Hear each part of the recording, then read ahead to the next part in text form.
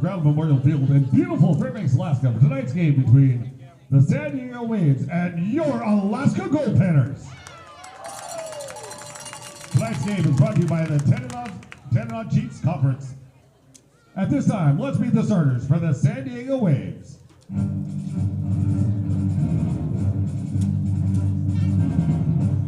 Batting first, number 11, center field, Jacob May. Batting second, number 2, shortstop, Andrew Ramirez. Batting third, number 8, designated hitter, Dimitri Sisitko.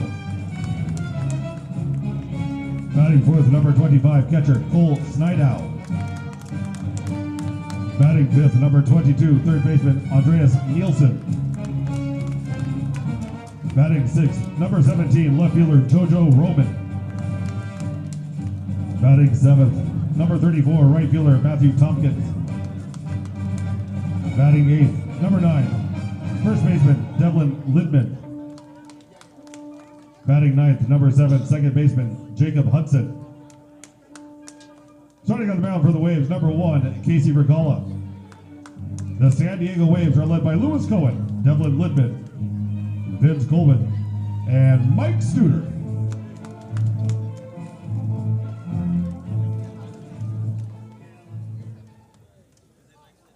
North to Alaska, go north, the rush is on.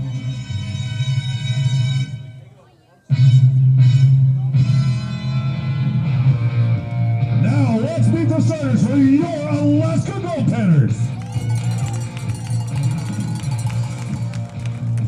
Batting first, number 4, first baseman, Luke Field. Batting second, number 38, catcher, Ian Armstrong. Batting third, number 33, third baseman, Efren Ortega. Batting fourth, number 16, shortstop, Vince Benverlo. Batting fifth, number 7, center fielder, Evan Robecki. Batting sixth, number 5, right fielder, Hunter Freeburg.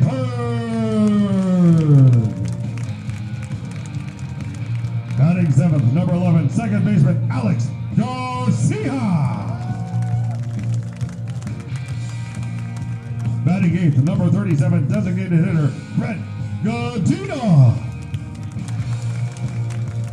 Batting ninth, number 6, left fielder, Izzy Diaz. Starting on the mound for your Panners, number 26, Jonah Walker. Your last Goldpanner coaches, Vince Payne, Dave Dawson, Matthew Gonzalez, and Andrew Trotman. And all your Goldpanners are led by your manager, Carlos Gonzalez.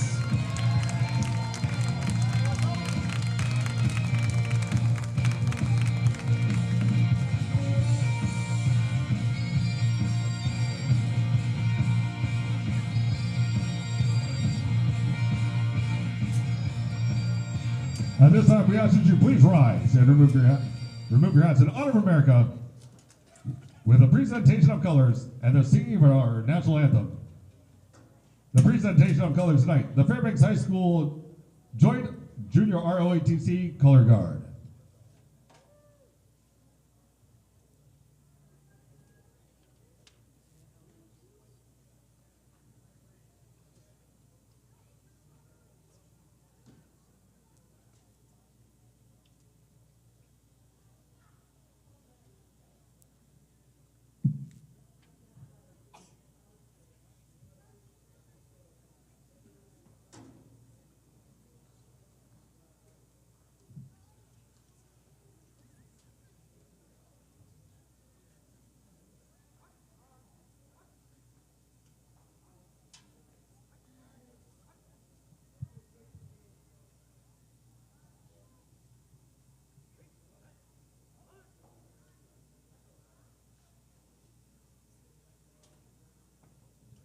Singing tonight's national anthem, Fairbanks artist John Schufield Jr., who has a song about late late Musher Lance Mackey, nominated for the Native American Music Awards.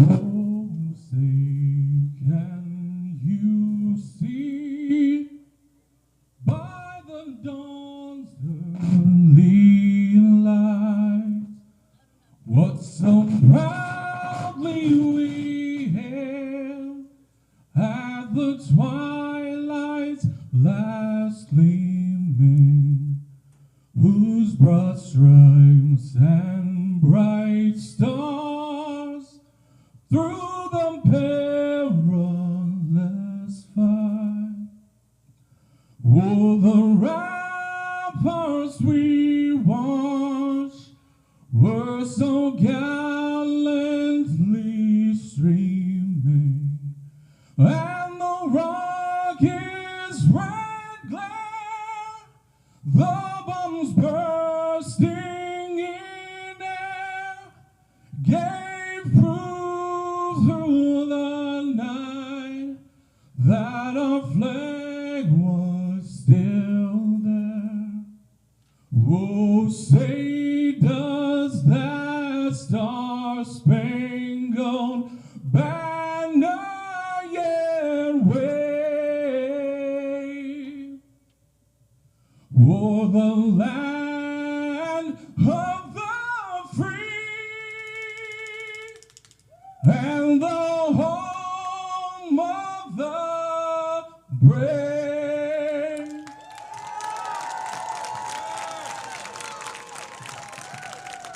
Please remain standing.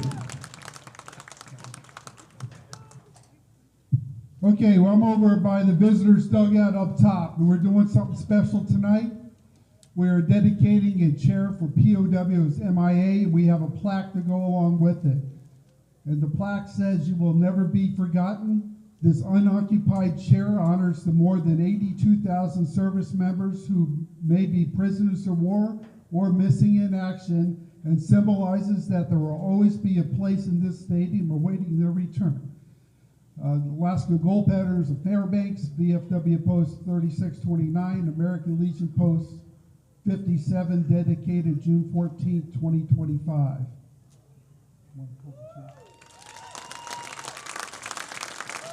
And this is the POW MOA chair. Okay, we've got one more thing going on here. Good evening. As you entered the stadium this evening, you may have noticed a small table in the place of honor. It is set for one. Please let me explain. The military case is filled with symbology. The empty chair is our way of symbolizing the fact that members of our profession of arms are missing from our midst. They are commonly called POW or MIA. We call them brothers. They are unable to be with us this evening, and so we remember them because of this incarceration. This table set for one, chair is small, symbolizing the frailty of one prisoner alone against his aggressors. Remember. The tablecloth is white, symbolizing the purity and the intentions to respond to their country's call to arms. Remember. The single rose displayed in a vase reminds us of our families and loved ones of our comrades in arms. Remember. The red ribbon tied so promptly to the vase is reminiscent of the red ribbon worn on the lapel breast of those who bear witness to their unyielding determination to demand and proper accounting of our missing. Remember. A slice of lemon is on the bread plate to remind us the bitter fate. The salt is on the bread plate, symbolic of the family's tears as they wait. Remember. The glass is inverted. They cannot toast with us this night. Remember. All of you who served with them called them comrades, who depended upon their might and aid and relied upon them. For surely they have not forsaken you. Remember.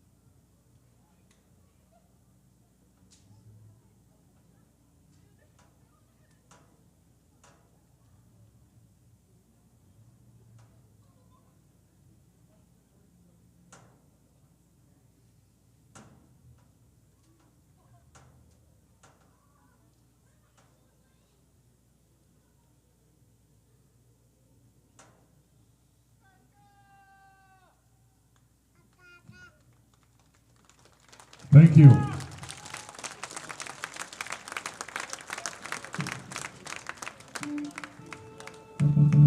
If we could draw your attention to the pitcher's mound for tonight's ceremonial first pitch.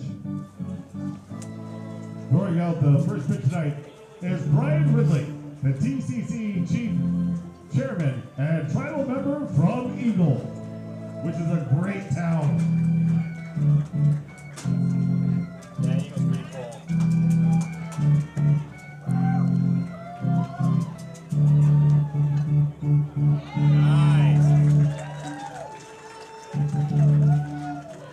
Well, welcome everyone. We are live in Fairbanks, Alaska at Growden Memorial Park for Goldpanners baseball. Some ceremonies taking place here before first pitch.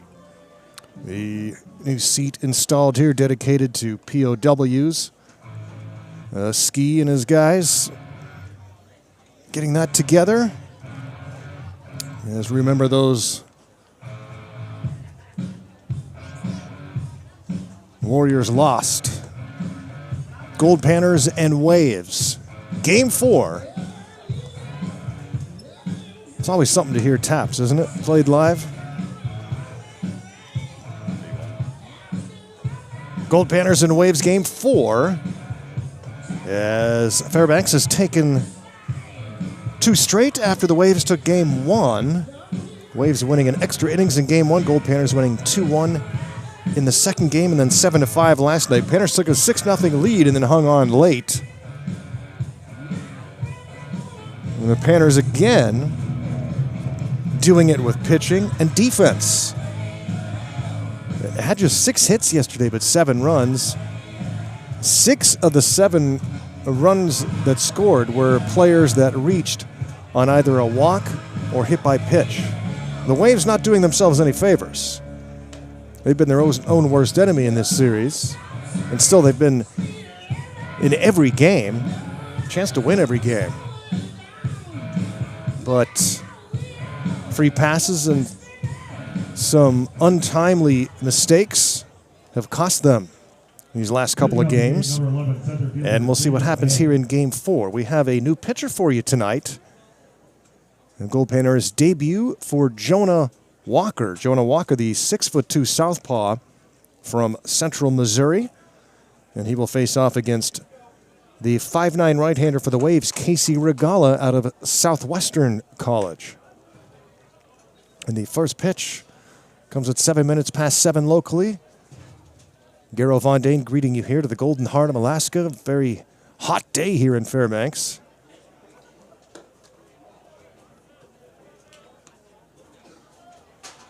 Temperatures reaching the upper 70s today, which may not seem like much to you in Southern California and Arizona, but it feels a lot hotter than that up here in Fairbanks. And it's daytime all the time. 3 balls and no strikes on Jacob May, leading things off for the Waves. And the 3-0 pitch is it's 3-1, says the umpire. The previous pitch was called a strike, so Jacob May with a 3-1 count with Andrew Ramirez on deck. Panner defense looks much different today. We'll get into that momentarily. Now it's ball 4 to Jacob May. Andrew Ramirez next, and then Dmitry Sisitko, the DH, in the 3 spot. Cole Snido batting 4th. Andreas Nielsen in the 5 hole, followed by Joe Roman. Bottom 3 in the Waves batting order, Matthew Thomas. Devlin Lindman getting a start over at first base and batting 8th. And Jacob Hudson batting 9th. Goldpanners, a lot of shuffling today. Coach Gonzalez didn't have the lineup until shortly before the game. Ground ball to short, 6-4-3, double play.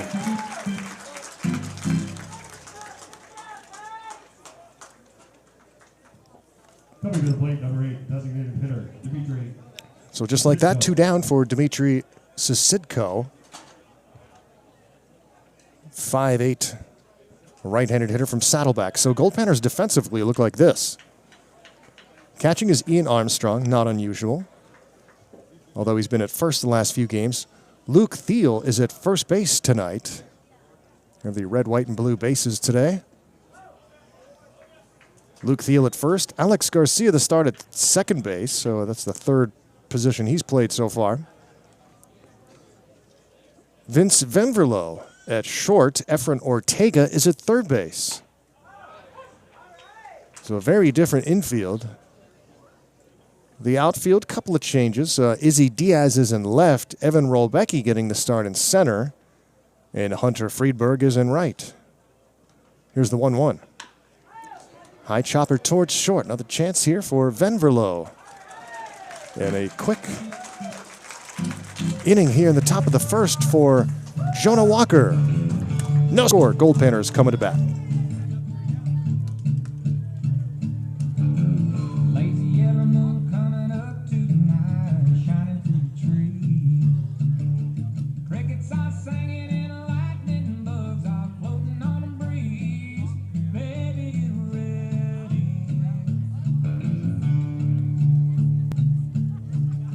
Across the field where the creek turns back by the old stumble road, I'm gonna take you to a special place that nobody knows.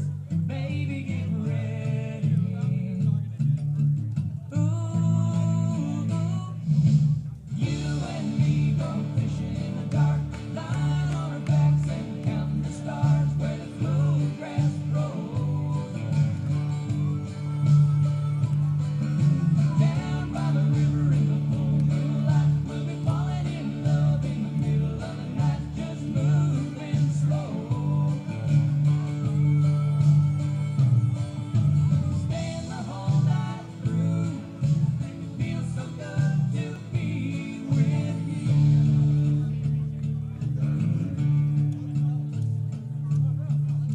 Spring is almost over and the summer's coming. The days are getting long. Waited all winter for the time to be right, just to take you along, baby.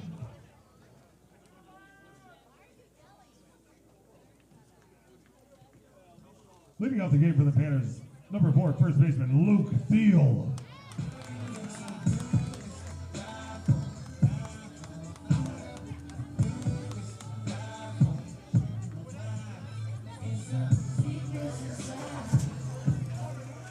Goldpanners come to bat here in the bottom of the first inning. Garrow Von Dane welcoming you back to Fairbanks, Alaska. Summer is here, feels great. Hope you're enjoying Goldpanner season so far on PannerVision. Luke Thiel leading off for the Goldpanners.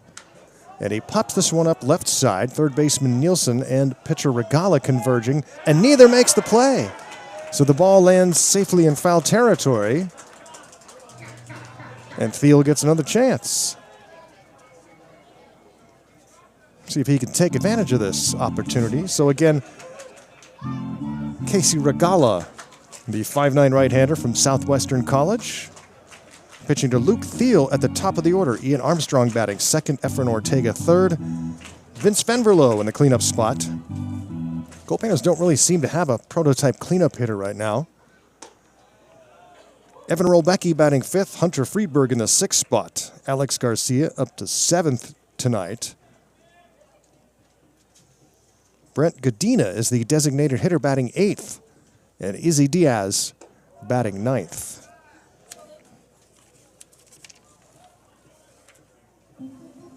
Well, Ortega getting a night off, as is Sloan Barrett. Hence some shuffling of the order. The 2-2 swung on and chopped foul. Goldpanners will be getting some more players in uniform come Monday or Tuesday. Some more position players. But the pitching staff has been rock solid and deep. Ground ball to second.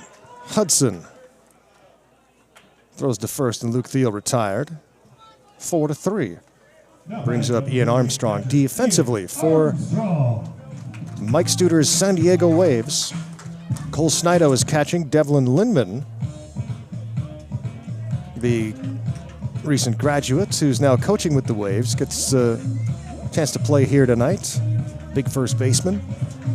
Jacob Hudson at second. Andrew Ramirez at short. Andreas Nielsen, the third baseman. First pitch to Armstrong is called a strike.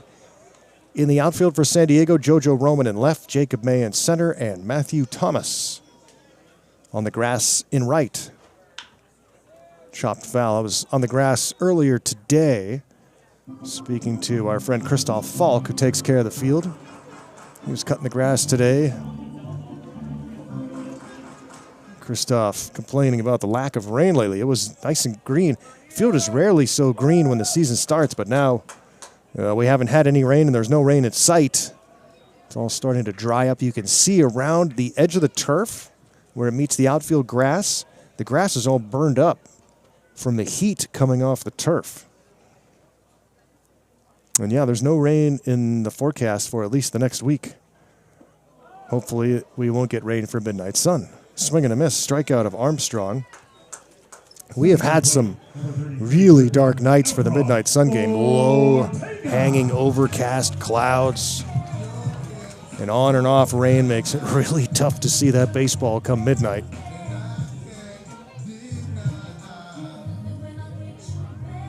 And we won't turn on any lights. They don't work anyway. I did see some baseball here with the lights on in the early 2000s. But I don't know if anybody knows exactly what would be needed to fix these lights, but I think a lightning strike, from what I understand, was the death knell. Because these used to come on for a game when necessary. But it's been a long time. How big were the trees that these poles came from? Line shot to center field. A base hit for Efren Ortega. Coming to the plate, number 16, shortstop, Vince Venverlo. So the shortstop, Vince Venverlo, in the cleanup spot tonight. Freshman from San Diego. Vincent with a home run last night, his first of the year. Second Goldpanner home run. 2-run shot. That's the difference in the game. Waves had a couple solo home runs late. And again, the Panners with 7 runs, despite only 6 hits. Luke Sorrentos in his debut. Luke was cruising through 3. And then the Panners sent 8 batters to the plate in the bottom of the third. A long break for Sorrentos. And he just seemed to be out of his rhythm when he came back for the 4th. And ended up allowing 3 runs on a couple of base hits through 4 innings. Connor Wolf, excellent debut. In relief, 3 innings, no runs on just 2 hits. Pitching and defense, no errors in the last 3 games for Fairbanks.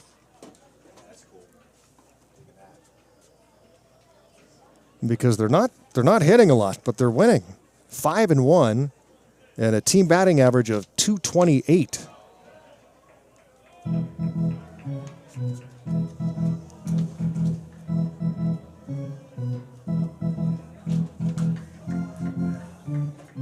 Three balls and no strikes to Venverlo from Casey Regala.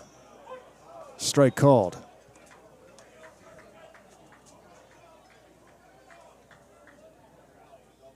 Waves are coached by Jake Rico and pitching coach Lewis Cohen. Goldpanners led by field manager Carlos Gonzalez out of Cyprus. And it's ball 4. 2 aboard. Fairbanks trying to get something going here with 2 outs in the bottom of a scoreless first inning. Brings up Evan Rolbecki. Now batting, number 7. Carlos Gonzalez is assisted by pitching coach Vincent Payne. And assistant coach over at third base, Dave Dawson, providing the signs.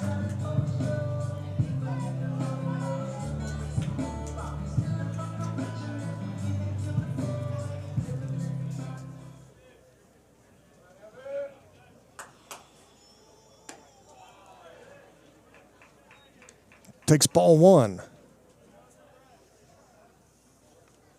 Very little wind to speak of again here tonight.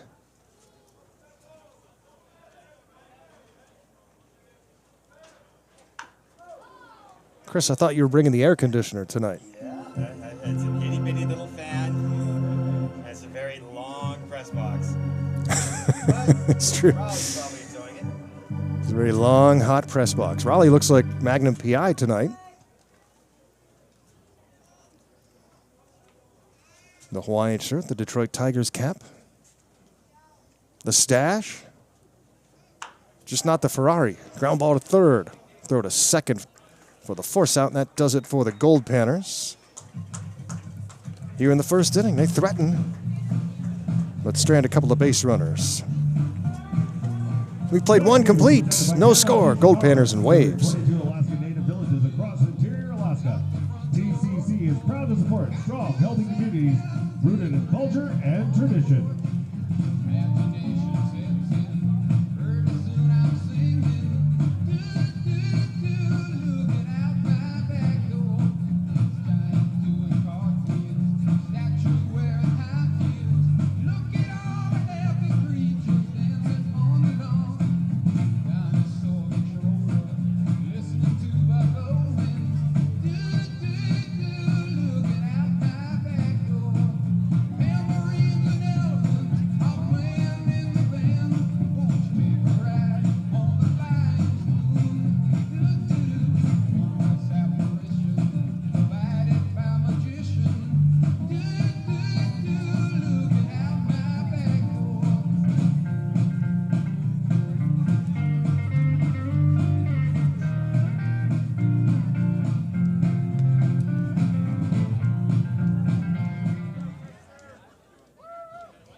Leading off the top of the second, number 25 catcher, Cole Snido.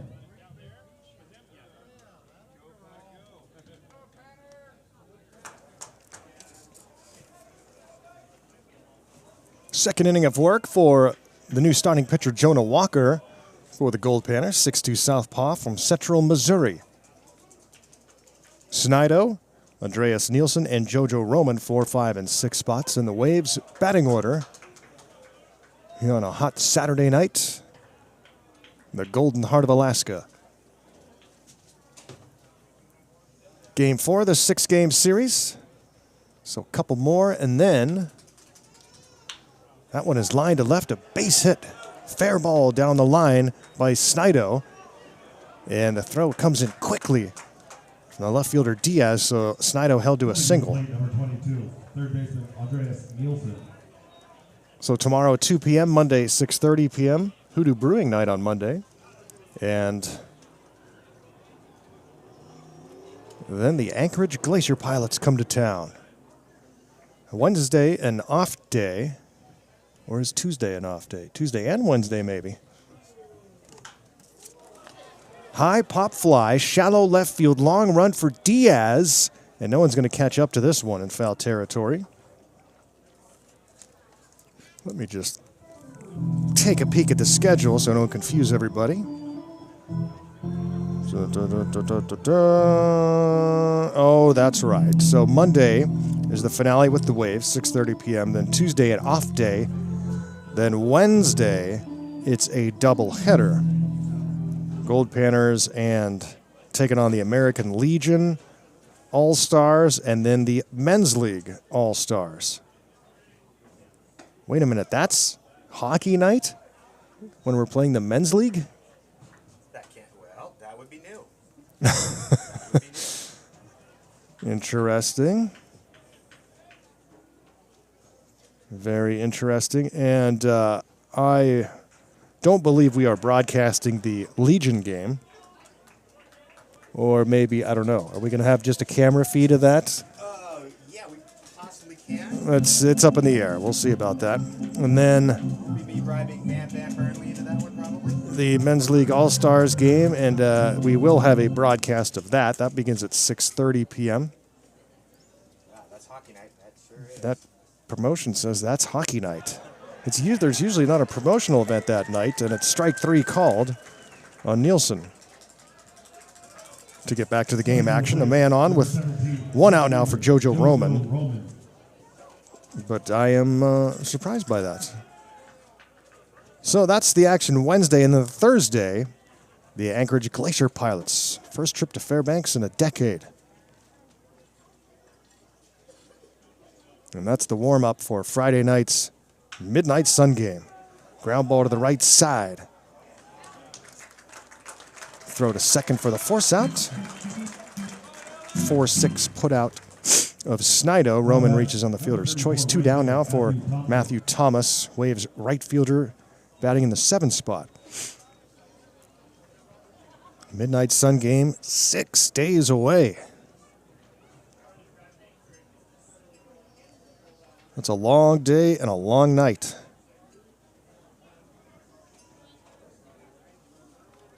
And then we have a 5 p.m. game the next day, which I'm not sure why is it 5. Why is that game at 5 on the next day? I think we have a poker night that night. We have a fundraising poker night. So we had to make room for poker. But why isn't it at 3 or 4? With all the Saturday activities in Fairbanks on Solstice weekend. Join our board. Interesting. We don't know what we're doing. That's why I'm just the guy that talks. And then after the Pilots, we're off to Grand Forks, British Columbia for the GFI, Grand Forks International, and our first game will be against Northwest Honkers. You can read all about that on the GFI website. Schedule, teams, there's 10 teams there. 2 outs, runner at first base. Top of the second, no score. Walker's pitch is fouled out of play by Thomas. Ground ball brought to you by Speedy Glass.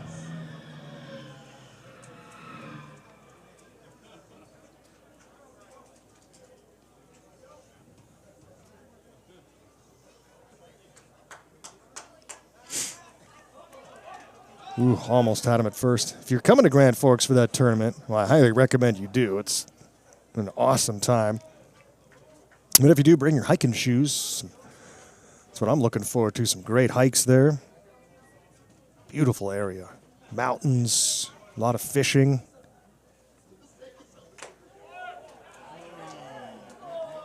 Close. 2 balls and 2 strikes.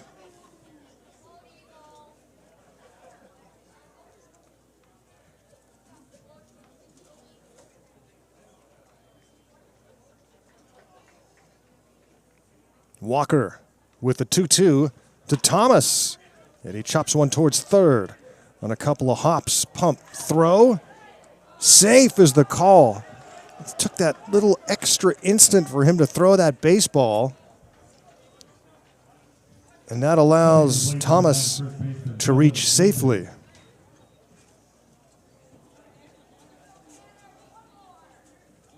Call could really go either way, but it's going to be ruled an infield hit.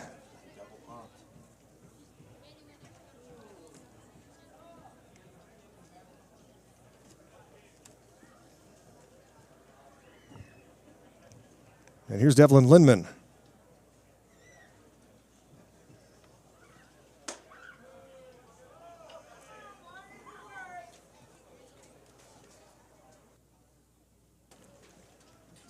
I posted the link to the Grand Forks International Baseball Tournament on my Twitter page, @VoiceOfGman, so you can check that out.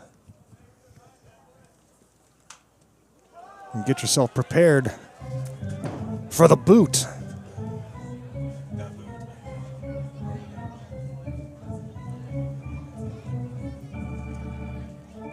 Chris, are you going to drink from the boot?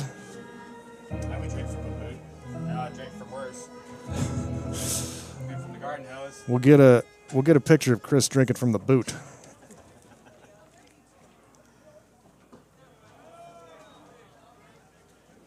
The bleachers are wild in Grand Forks.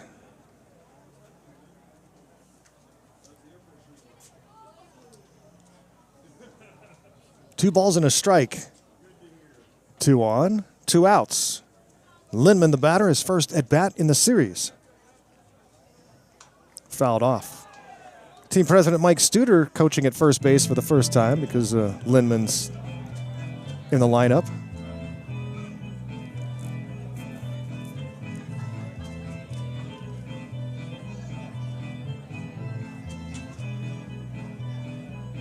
Mike Studer played for the North Pole Knicks here in Fairbanks. High fly ball, shallow center field. Racing in is Rolbecki, looking up into the sky and makes the basket catch. And his hat's way out in center field, so he's going to have to track that down. But takes care of the final out. Lindman retired. Waves strand a couple of base runners. We're going to the bottom of the second. No score, Waves and Panners.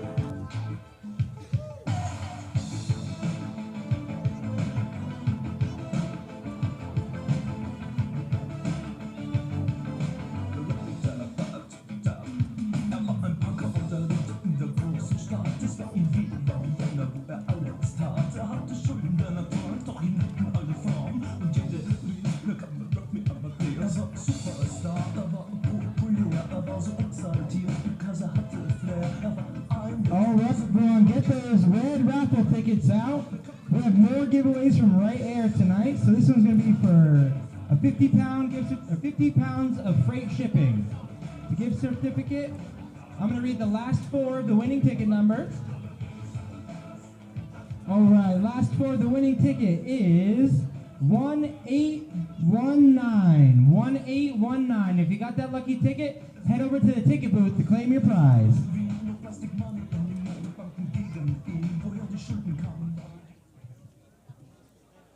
Leading off the bottom of the second, number 5, right fielder, Hunter Friedberg.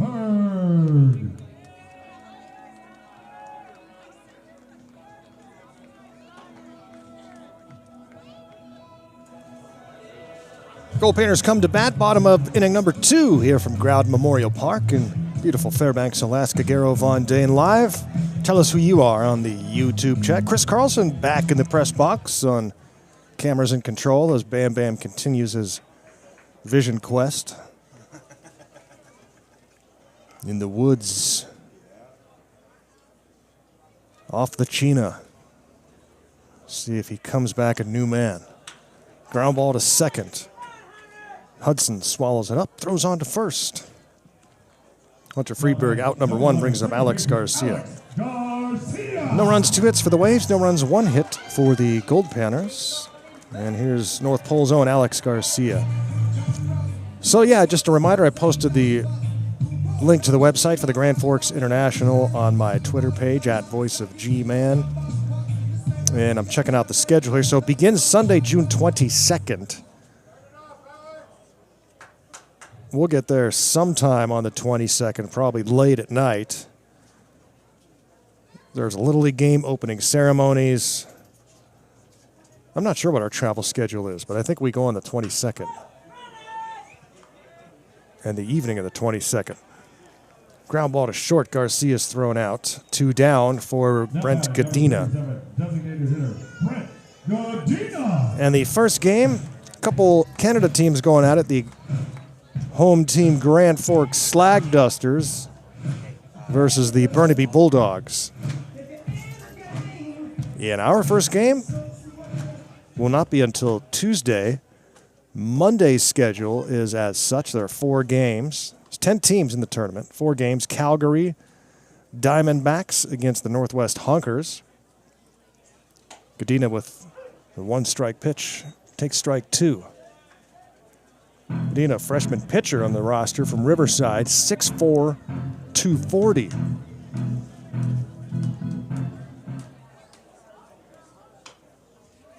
Swings and chops this one. Third base side, it goes foul. So Monday the 23rd, Calgary and the Honks. Then Everett Merchants and the Seattle Blackfins.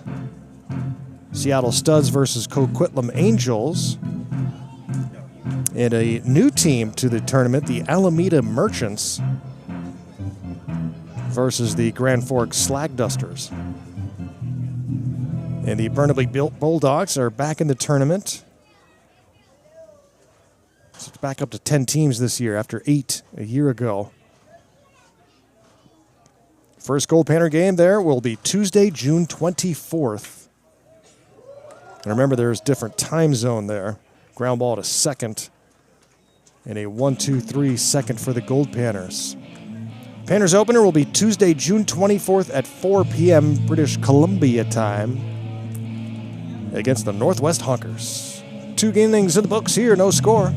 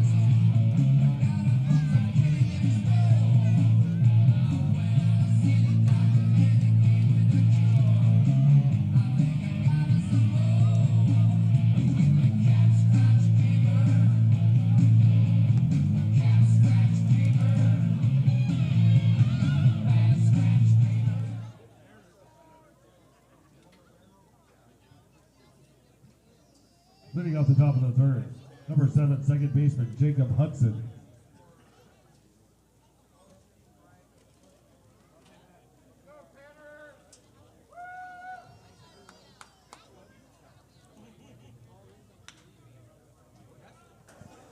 First pitch of the third inning is grounded to short off the bat of Jacob Hudson, and he's thrown out 6-3. Venverlo to Luke Thiel. Jacob May. And we go to the top of the order for Jacob May. No score, top of inning number 3, third inning of work for the new pitcher Jonah Walker from Central Missouri. And again, the Panner defense much different today.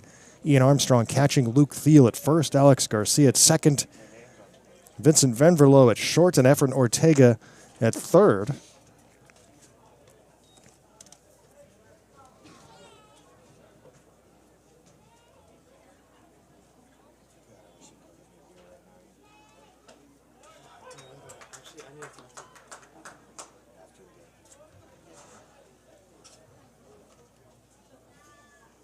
Goldpanners and Waves. Panners have taken 2 straight after the Waves took the opener.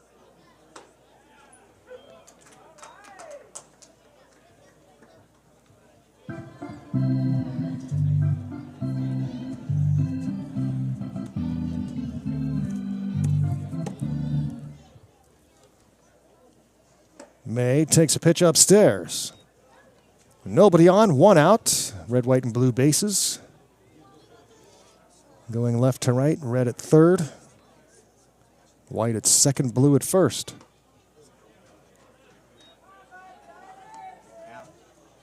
And the count is full. Walker walked the first batter of the game, but none since, as May is called out on strikes. Now batting shortstop Andrew Ramirez.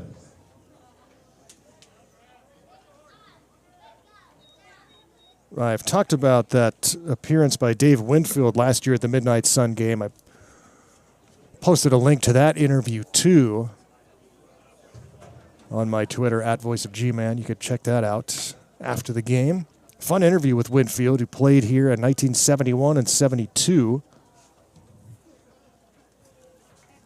And we didn't really spend much time talking about Yankees or Major League career. It was pretty much about his time here, which was a lot of fun. Ground ball to third. And a 1-2-3 inning for Walker. No score after 2.5.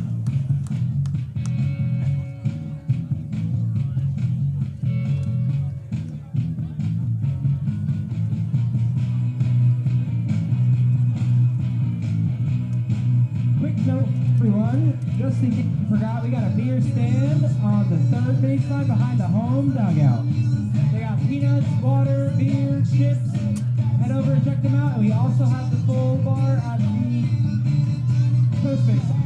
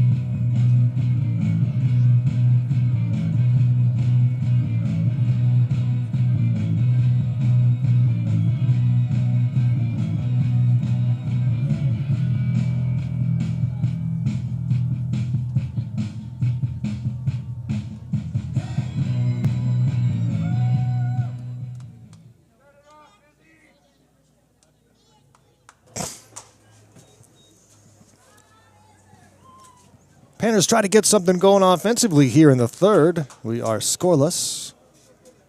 After 2.5 here in Fairbanks, Izzy Diaz, then the top of the order, Luke Thiel, and Ian Armstrong. Goldpanners facing Casey Regala, the right-hander from Southwestern College. And a strike called, it's 1-1 on Diaz. Talked about the struggles at the plate this year for the Goldpanners. They've gotten very timely hitting, and you love that. I mean, 14 hits do you no good if you can't bring runners in.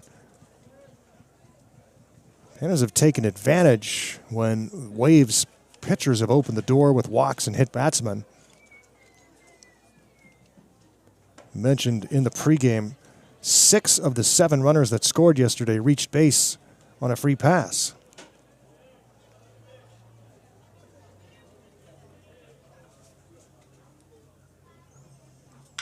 All that being said, though, the Panners would like to hit better, and there's a base hit for Izzy Diaz.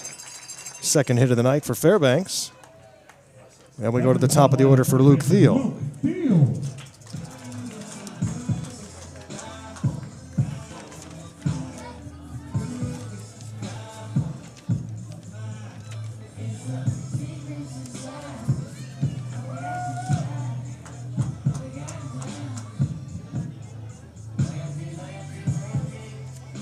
Thiel 2 for his last 11. At the top of the order here. Redshirt junior from Washington State.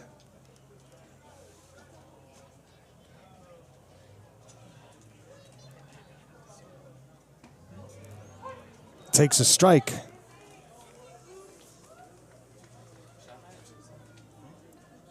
Diaz at first base. Panners try to get on the board first. And there goes the runner. Swing and a miss. Throw to second. Not in time. Stolen bag for Ishmael Diaz. Ball and a strike on Thiel.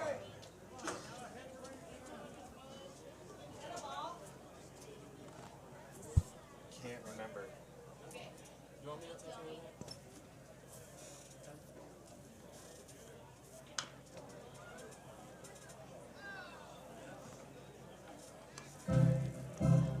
Ball and 2 strikes. It might be 2.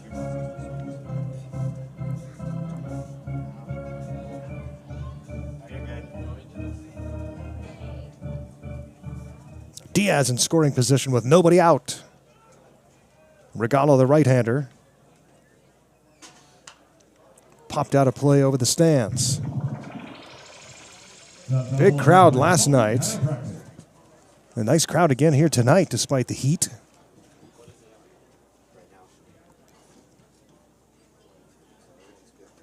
That time of year where it doesn't get dark and it becomes the city that never sleeps.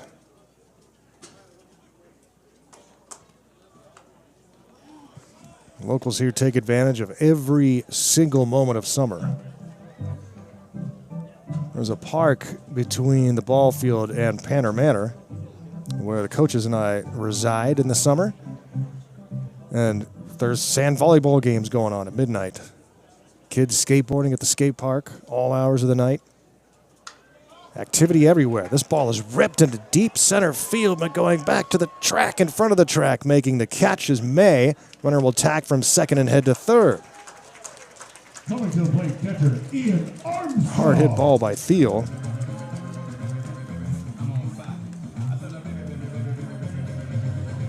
Yeah, now Ian Armstrong. Armstrong won for his last 10 at the plate. Freshman from St. Mary's. He can drive in a run in a multitude of ways here with Diaz at third and just 1 out. Panners an opportunity to strike first. And a base hit to left. That's the easiest way to bring him in. RBI single for Ian Armstrong. And the Panners have the lead 1-0.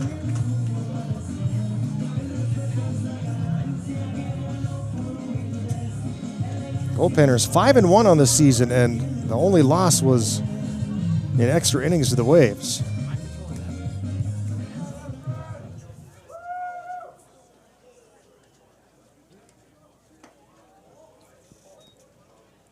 In that extra inning loss, the Panners had Alex Garcia at third with nobody out in the 10th, trailing by 1,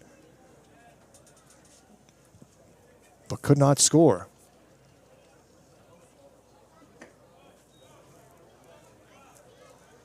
Also had the go-ahead run in the 8th inning thrown out at the plate on a very close play. Well, Panners that close to being 6-0.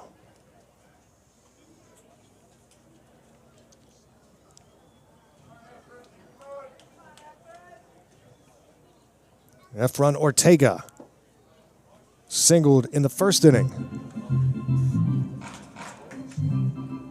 Freshman from Long Beach State with Gold at first.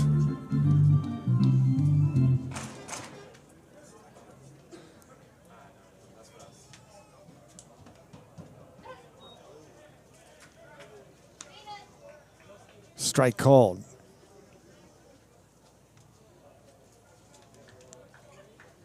Ruben Cabral behind home plate. 4 umpires tonight. Ground ball to short. Throw to second for 1. 6-4-3 double play. Takes care of the Goldpanners. But they pick up a run on the RBI single from Ian Armstrong to score Izzy Diaz. And after 3 complete, it's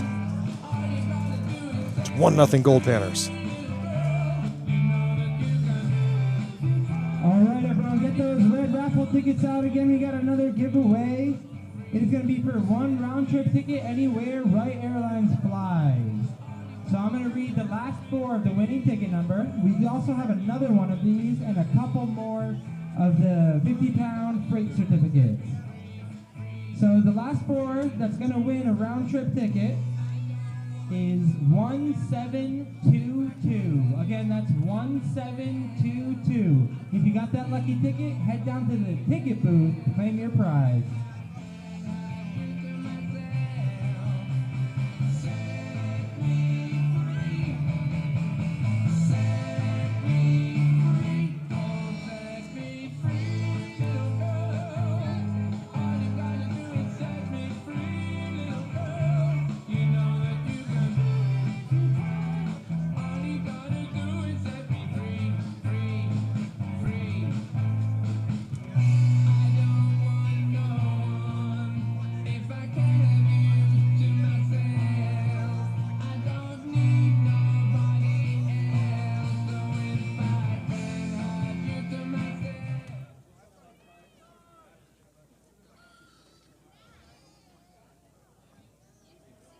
Leading off the top of the 4th, designated hitter Dmitry Sisitko.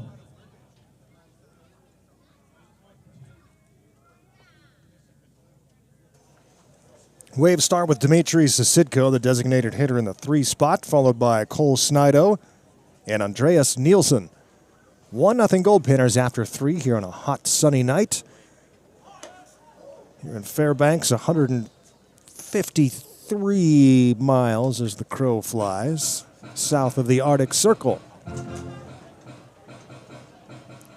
Matt Novus made a trip up to the Arctic Circle today by plane. I have to hear about that. I guess there's not really much to see. You're just, obviously there's not anything there. You just happen to be there. But it'd be cool to say you've been there, I guess. I never have. I've gotten pretty close, but it's a long drive to get up there. It's not just an easy 2-hour highway cruise. It takes long. Chris, do you know exactly how long it takes to drive to the Arctic Circle? It's quite a while. Yeah, probably about 5 hours. 5 hours, and it's not a very safe drive either. Sisitko off the end of the bat, reaches out and pokes one, and it's caught. And the shortstop Venverlo. Sisitko out number 1. Yeah, it's a thin, I don't know how to describe it. It's like a thin road with no shoulder and drop-offs all around, winding, bumpy. It's not a casual drive. Liner just foul. Cole Snido singled in the second inning. Batting here with one out, the base is empty, and the Waves trailing 1-0, top of the fourth.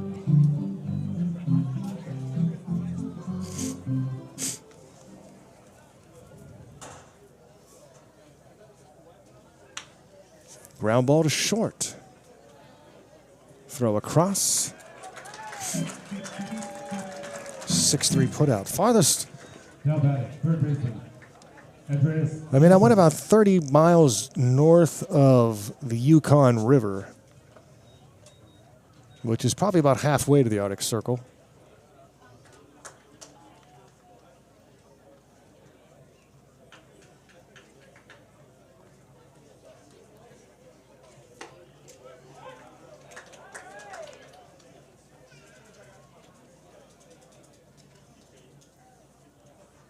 Nothing in one. 2 outs, base is empty. Andreas Nielsen, a strikeout victim in the second inning. I never really thought about this, so I guess that's as far north as I've been and as far south as I've been is Cabo San Lucas.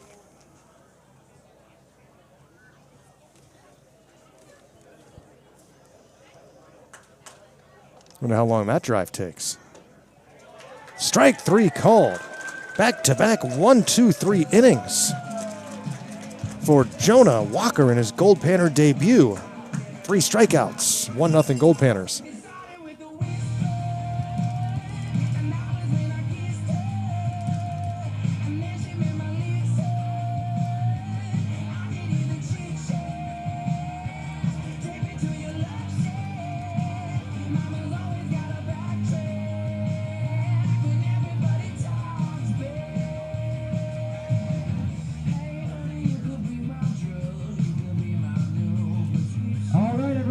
If any of the kids want to run the bases, meet me behind the home dugout.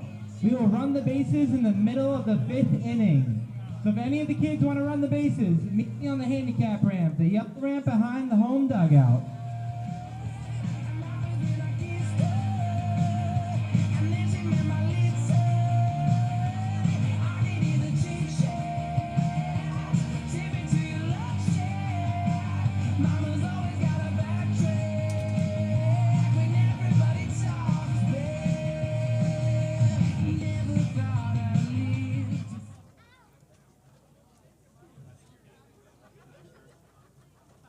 Leading off the bottom of the fourth, third baseman, Vince Benverlo.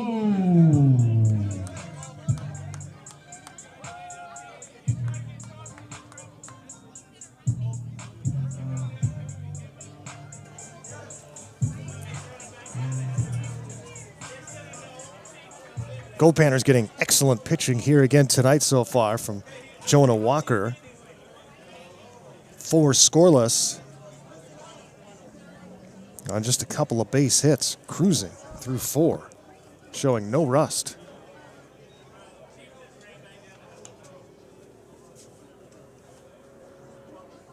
Vincent Venverlo walked in his first plate appearance, batting here. After him will be Rolbecki and then Friedberg. Foul ball, third base side. 1-2. The Goldpanners shortstop tonight. Goldpanners in their camouflage jerseys.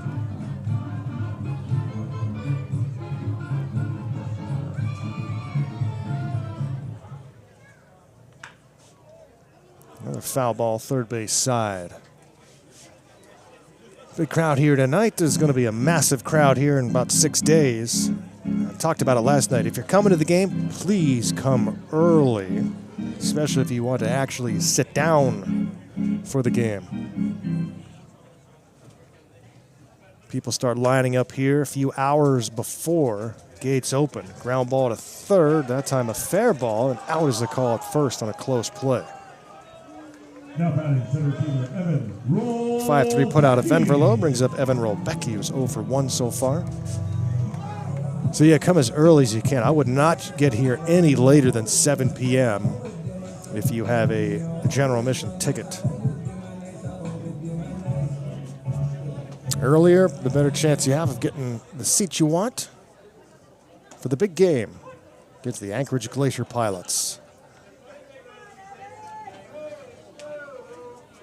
Bring in a whole bunch of extra bleachers up the lines. We'll have additional food trucks in addition to the fine ladies downstairs at Frosty Hooters. Beer sales will be all around.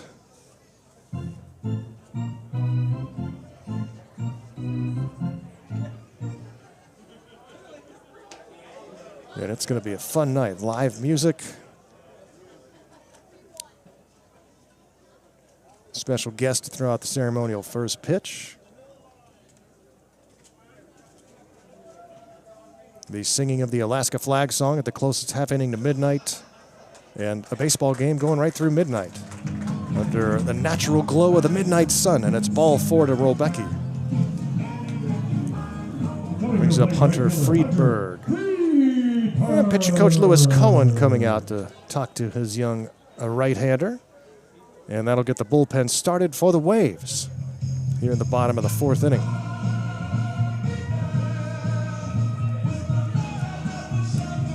It's just the second walk issued by Regala, which is pretty good because the Waves walks have plagued their pitching staff. Yesterday, 8 walks and 5 hit batsmen in 8 innings. It's 13 free passes in 8 innings. And they lost 7-5. I mean, those are costly.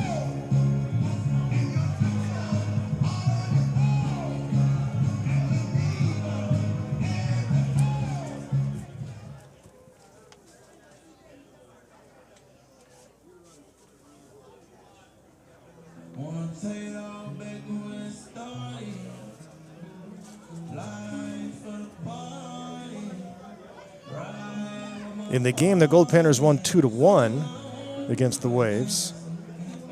Both runs were unearned after the Goldpanners had a runner at third. The throw came home on a ground ball in the infield for an easy out, but the ball was dropped by the catcher, so everybody was safe. The run scored, and another run came in after.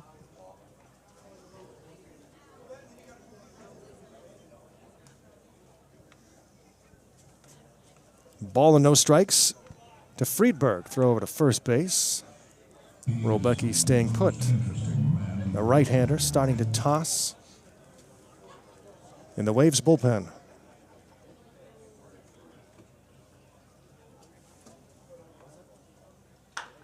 Grounded right side. Throw to second for 1. Back to first. Safe.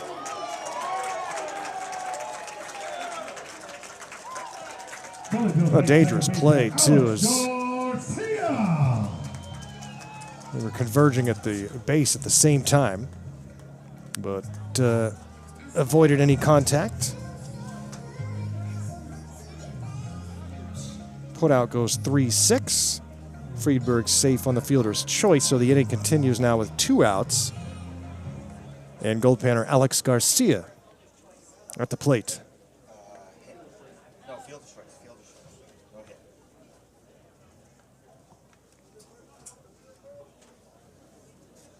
And now the umpires are going to gather.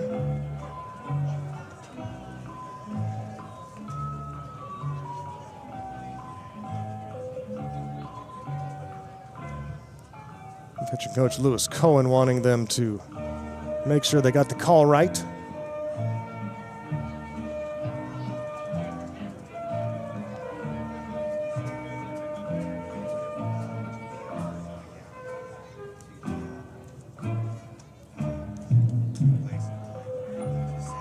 San Diego Waves back for another tour of Alaska.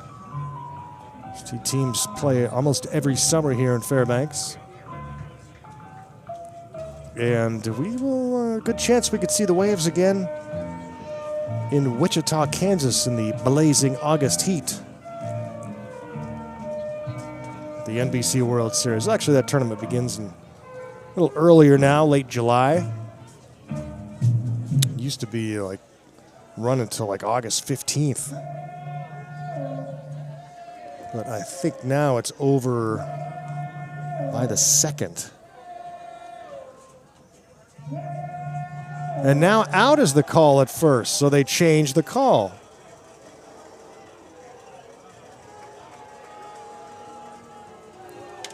And now Carlos Gonzalez wants an explanation. So the inning comes to a close, and after 4 complete, still 1-0 Goldpanners.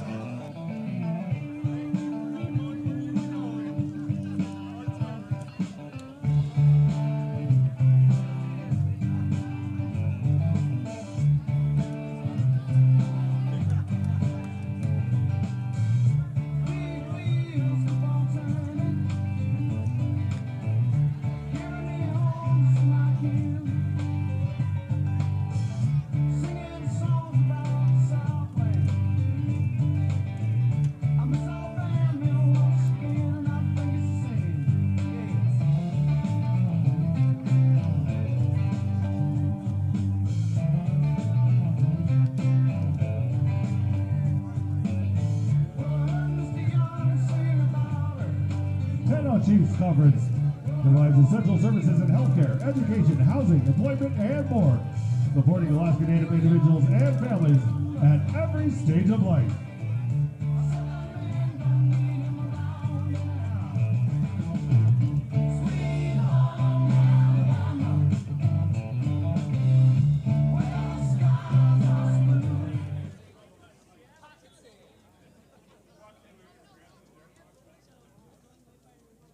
Leading off the top of the 5th, left fielder JoJo Roman.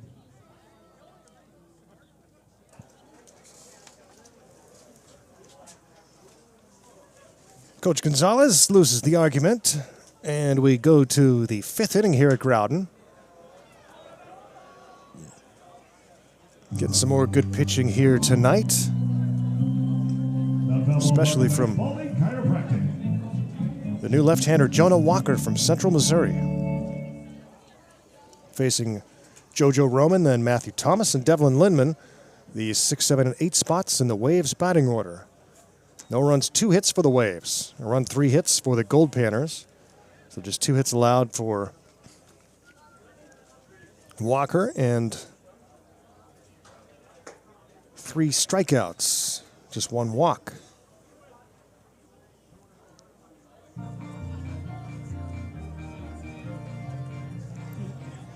He has faced more than 3 batters in only 1 inning of work so far. That was the 2nd, and he faced 5.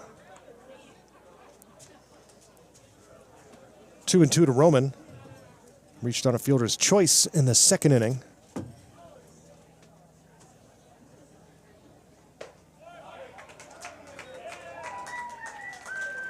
Strikes him out. Back-to-back strikeouts for Walker. It's now 4 in the game.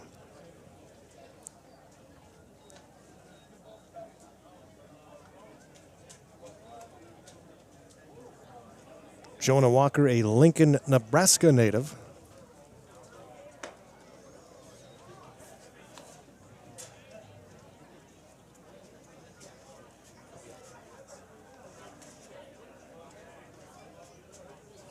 Here's the 1-0. And it's down in the turf. 2 balls and no strikes. Right-hander continuing to toss softly in the Waves bullpen.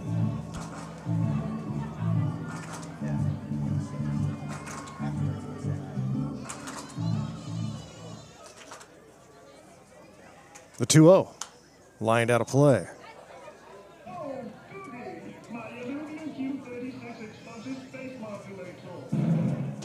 Now foul ball brought to you by Foundation Health Partners Orthopedic and Spine.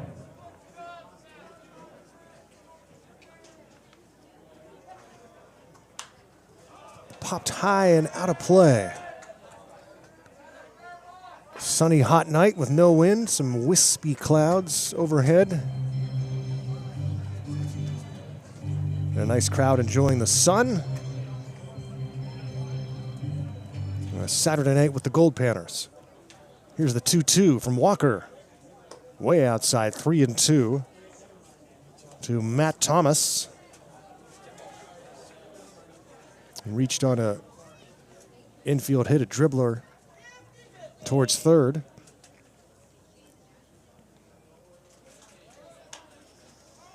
Popped up right side, foul territory. Is there room to make a play? No, just over the fence. Out of the reach of Luke Thiel.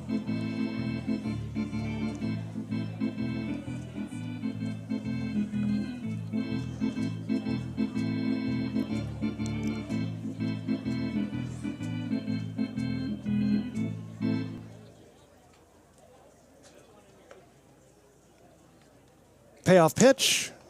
Hit down the left field line, and it is a fair ball into the corner. And around first on his way to second is Thomas, and he gets there with a one-out double. Coming to the plate, first base. And so the Waves now have the tying run in scoring position for Devlin Lindman. 1-0 Goldpanners here in the top of inning number 5.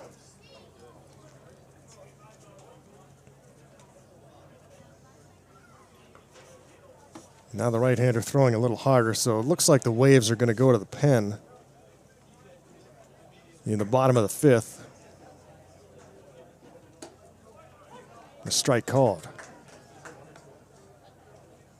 I believe it's Logan Kechter, the right-hander.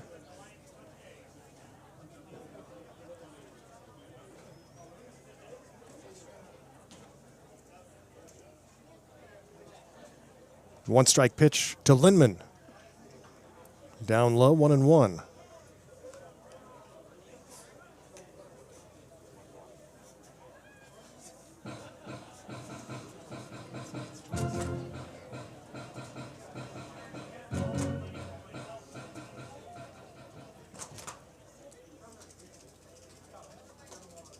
Runner at second, 1 ball, 1 strike. It's popped up. Foul territory towards the Goldpanner dugout, and he just can't get there. Ortega.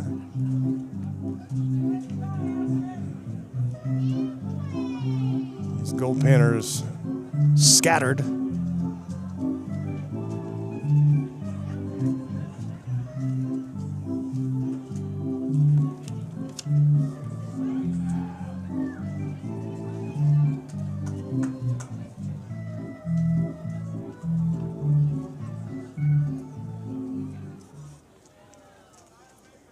And here's the 1-2. Checks the runner at second, comes home. This is down low, 2 balls and 2 strikes.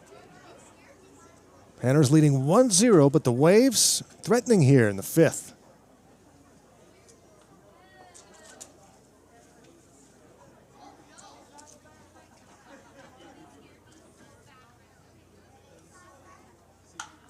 That ball crushed to right. Back, and this ball is off the wall and right. Coming around third is Thomas, and he will not beat the throw to the plate. He's out. Thomas tagged out at home. And the Waves do not score on the long double off the wall by by Lindman, who ends up at second base.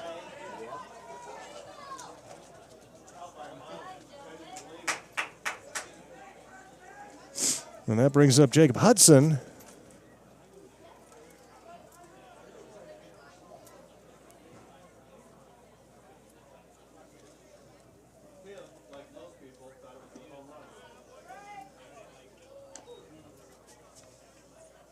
Yeah, I did.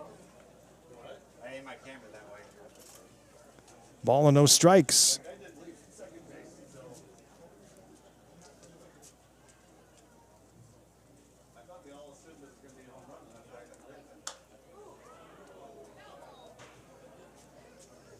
It's remarkable that he did not score from second. A ball hit off the wall and right.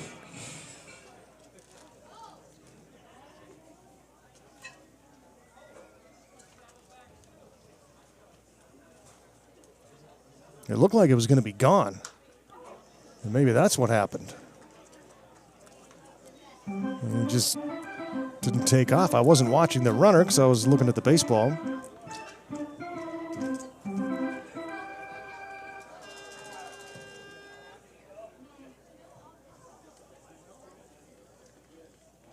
Now it's up to Hudson to bring the run in.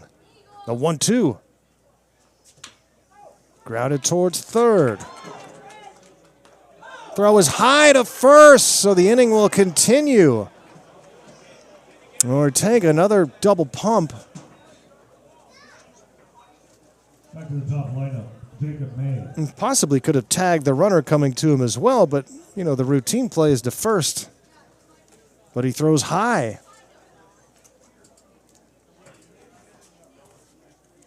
And so the error keeps the inning going for the Waves. And now it's first and third with 2 outs. And Walker's got to take care of Jacob May to protect this 1-0 lead.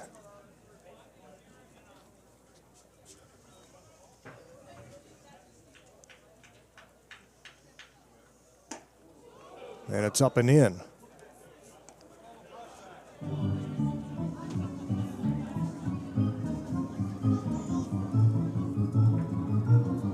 And now time is called, and pitching coach Vince Payne is going to come out and talk to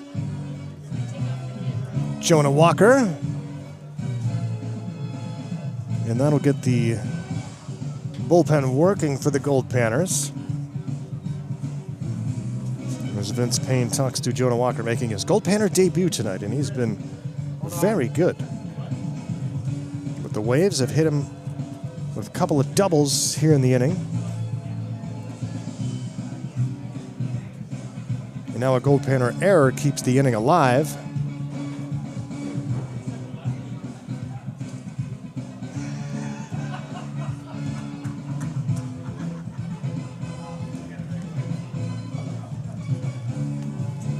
And Vince Payne returns to the dugout, and we go back to work here with a 2-ball, no strike count to Jacob May. Buying a little time for the left-hander in the bullpen to get loose.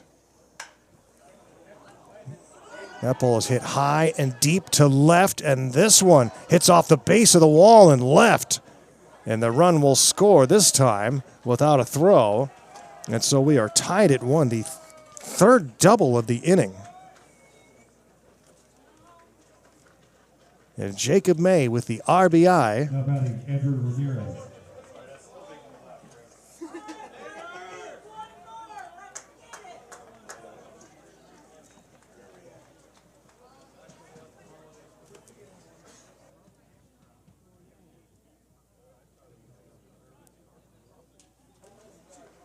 And the Waves take the lead.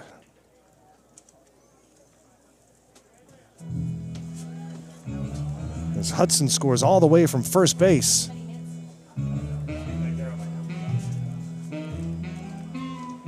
And a conference at the mound. And we're going to have a pitching change here at Growden. 2-1 Waves.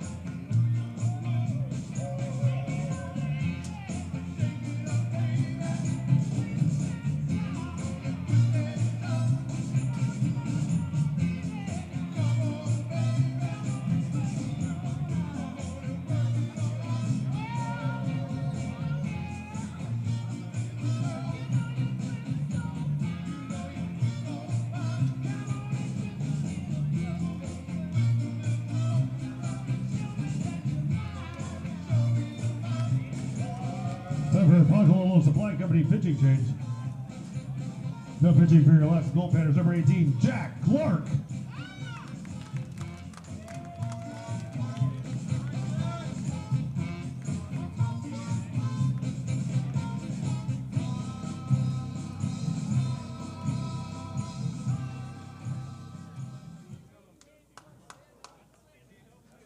At the plate, Dmitry Sisudko.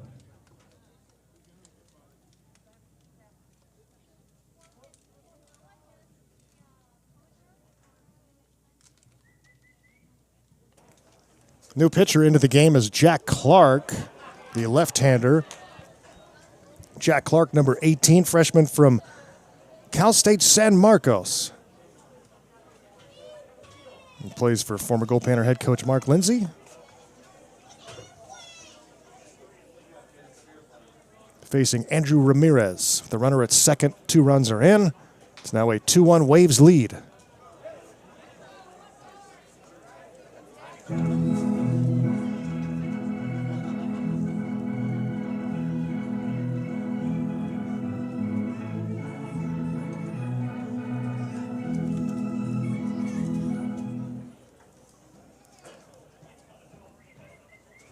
And now this inning, the Goldpanners opening the door for the Waves with an error.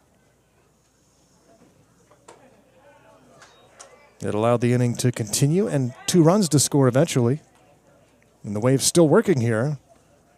But it's a 1-2 count now on Ramirez. Jack Clark's 3rd appearance of the summer. All out of the pen.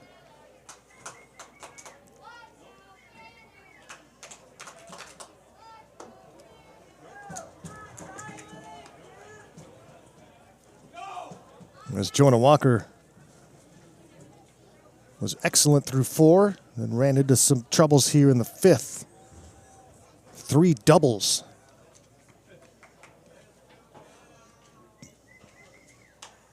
Off the fists, a little flare, foul territory. Thiel towards the fence, makes the catch for the final out.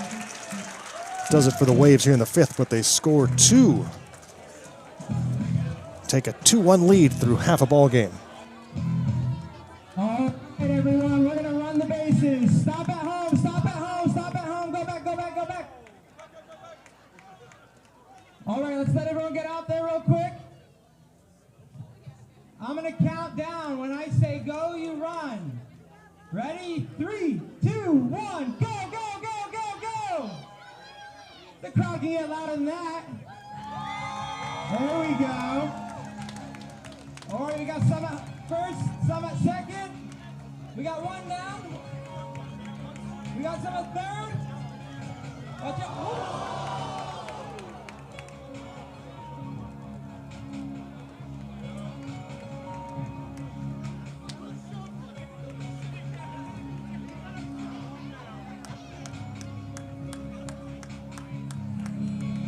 We got a few left.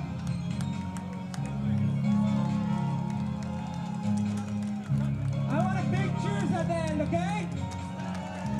Go, go, go, go, go, go, go! You get louder, louder, louder! There we go! Well done, everyone!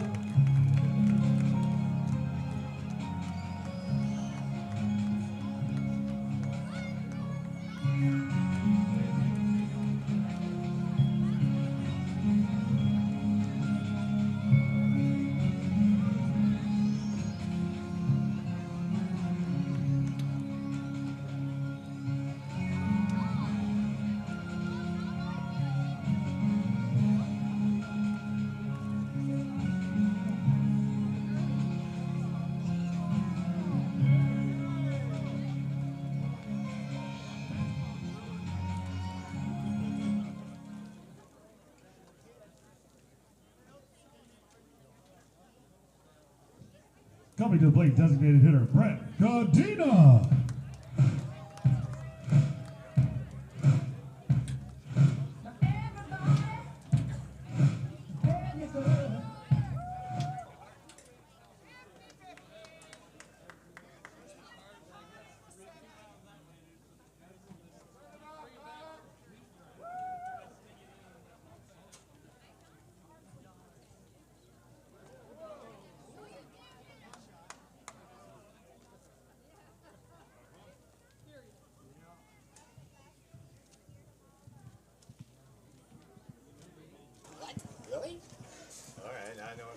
listening to. 2 balls and no strikes as we start the bottom of the 5th inning. Goldpanners batting here. Alex Garcia, Brent Godina, and Izzy Diaz. 7, 8, 9 spots in the Goldpanner batting order. Now find themselves behind in this 2-1 game.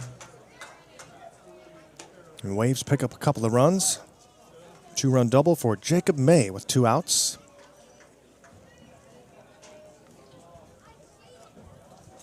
Costly Panner error kept the inning alive. Alex Garcia draws the base on balls. And the Goldpanners have speed at first with nobody out.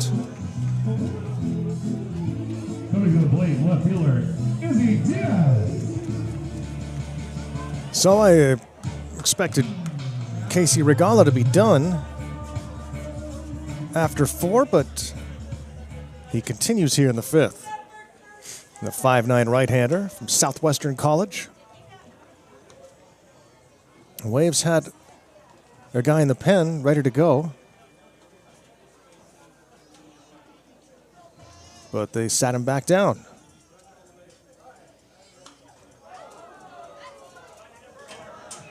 Pop back and out of play. Godina, the DH. That foul ball brought you by the Goldpanners. Carlos Gonzalez. Godina's a pitcher, but Gonzalez marveled at some of his swings in batting practice. Said, well, let's try this out in a game. Takes a strike. Evan Rolbecki told me he was hitting him over the center field fence. And the Panners need some power. He swung on, hit deep to right center field. This ball is going back into the track, reaching up and making the catch is Thomas. He's got under it a little bit too much, did the big guy. Back to the top lineup, Luke Thiel.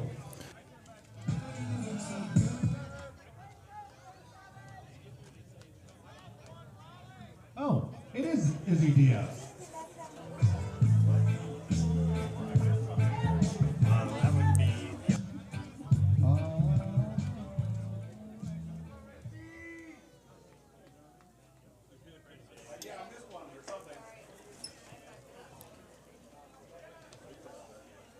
Izzy Diaz, the runner at first base, and now 1 out.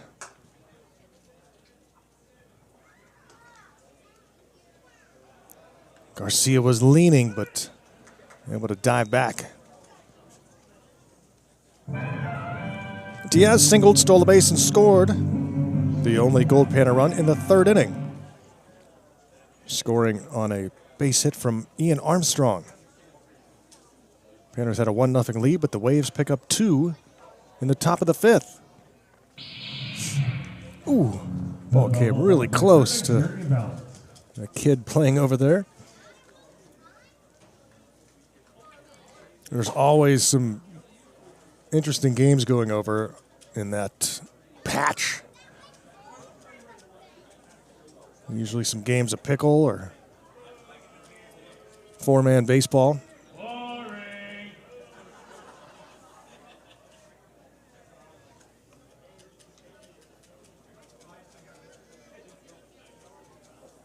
The 1-1. It's up and away for ball 2.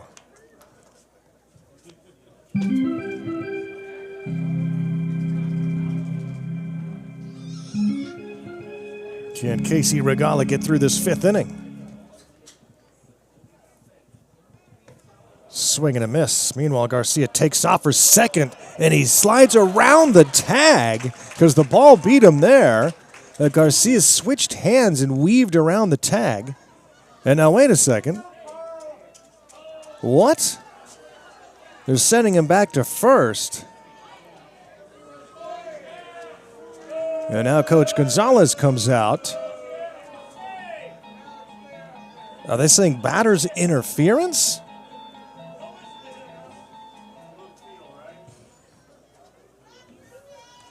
Wow.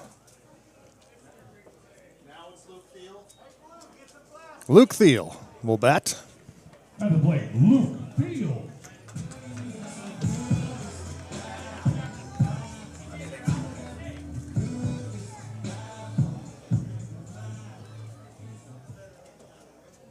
Garcia goes back to first base, and he's still there with 2 outs now.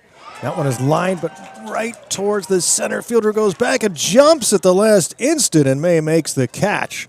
That ball hit anywhere else, and it's a base hit, but right at center fielder Jacob May. That's it for the Panners. Through 5, 2-1 Waves. I'm going to read the last 4 winning ticket number. So get those red tickets out. The last 4 of this winning ticket is 1875. Again, that's 1875.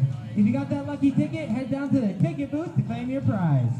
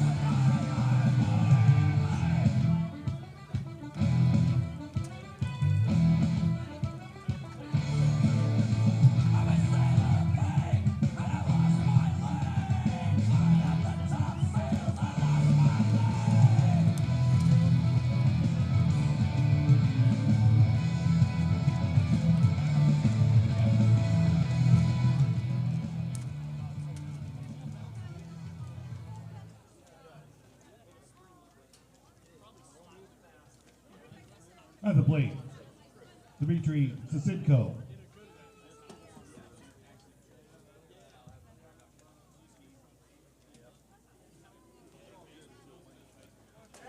Dmitry Sasidko will lead off for the San Diego Waves. Go to inning number 6 here. Quick moving game at Growden Memorial Park here on the turf infield, natural grass outfield. The place is going to be bursting at the seams come Friday night. 120th Midnight Sun Game. Going back to 1906. It's been done every single year on the solstice. 0-2. Jack Clark to Dmitry Sasidko. Second inning of work for Clark. Got the final out of the 5th.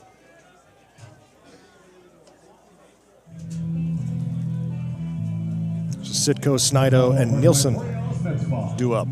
3, 4, and 5 spots for the Waves. Waves have lost 2 straight since taking the opener. Way outside.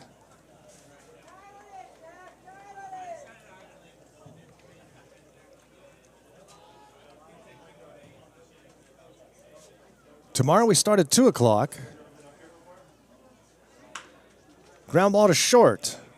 Venverlo in time.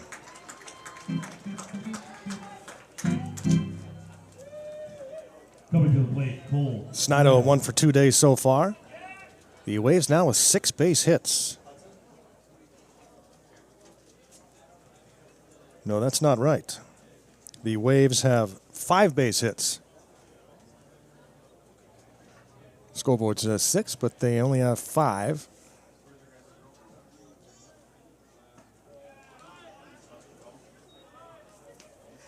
And the Goldpanners have a run on 3 base hits.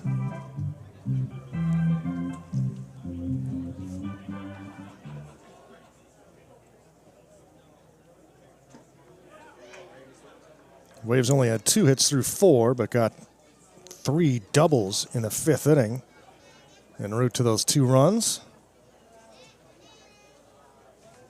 1-1 to Snido. Popped into the stands. Oh, and again, that same kid who almost got drilled a few minutes ago almost took one again. What are the odds? Baseball magnet. Here's the 1-2. Swing and a miss. Clark strikes out Snido.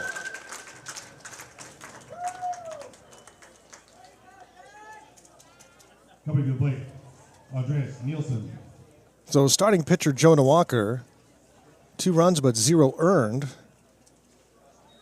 On 5 base hits, he struck out 4, walked just 1. That was over 4 2/3.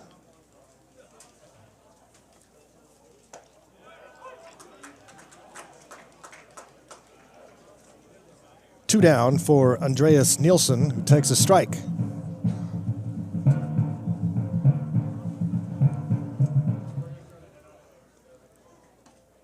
The 0-1 pitch is down and away for ball 1. We'll have more stands in here up both lines for the Midnight Sun game.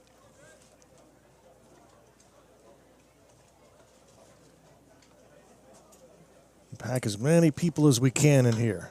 3,000 or so. High fly ball into shallow center field. Garcia looks up and makes the catch. And 1, 2, 3 go the Waves here in the 6th, but they lead it 2-1 over the Panners.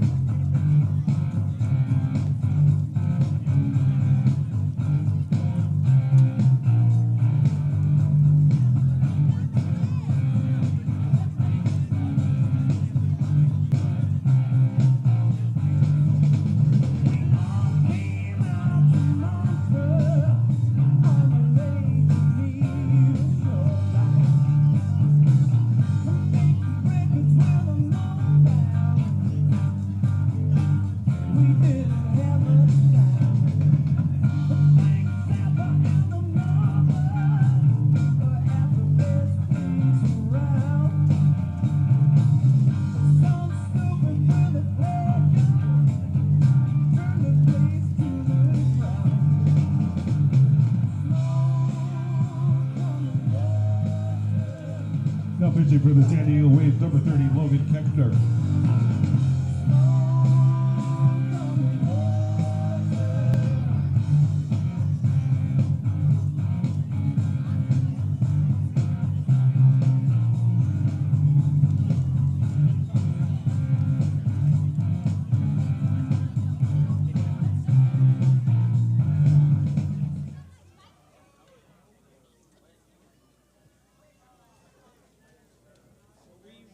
Coming to the plate, Ian Armstrong. I'm on fire. I said, I'm a fireball.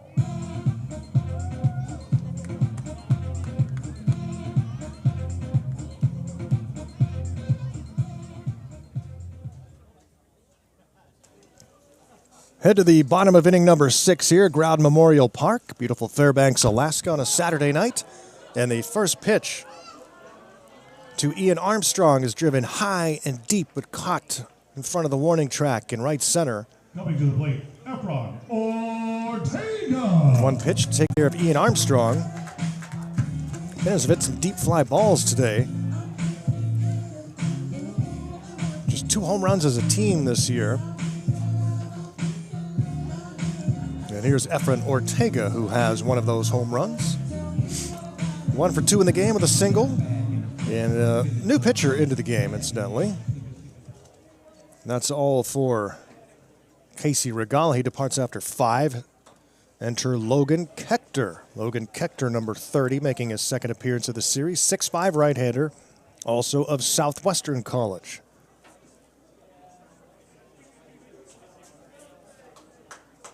Well, Panner hitters go from a 5'9" righty to a 6'5" righty.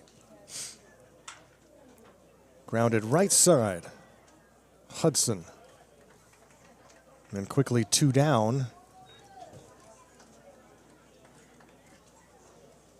Here in the bottom of the 6th with the Waves leading 2-1. Here's Venverlo. 0 for 1 with a walk.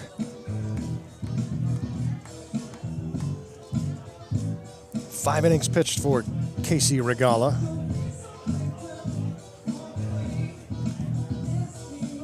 And does great work for the Waves, allows just 1 run.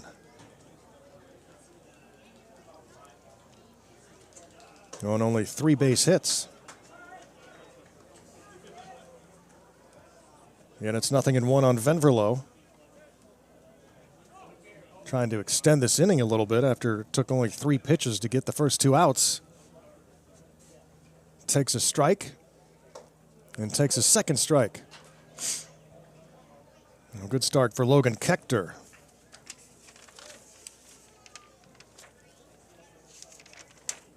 Kechter pitched in the opening game, 2 scoreless on just 2 base hits.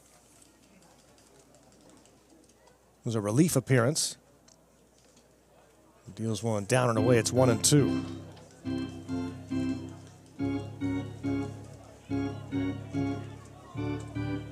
After Venverlo would be Rolbecki.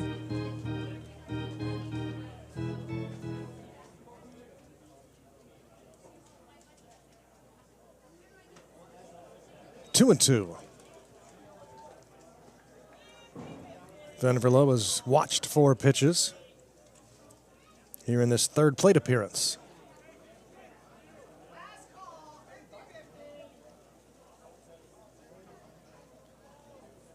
And the 2-2. It's softly to short, charging it. Ramirez. It's Venverlo by a step in a 1-2-3 inning. Goldpanners go in order. We've played 6 complete. We're headed to the 7th. It's 2-1 Waves.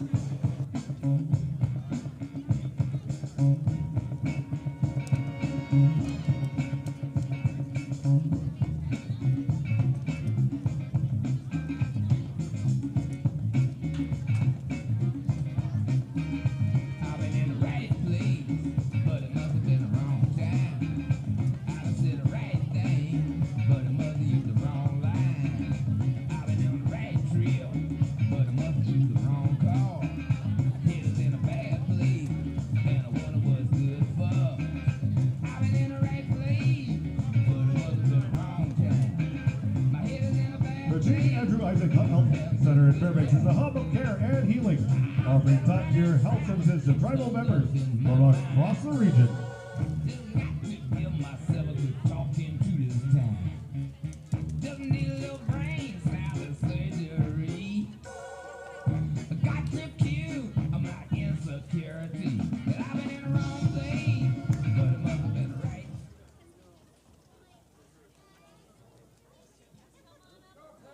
Leading off the top of the 7th, JoJo Roman.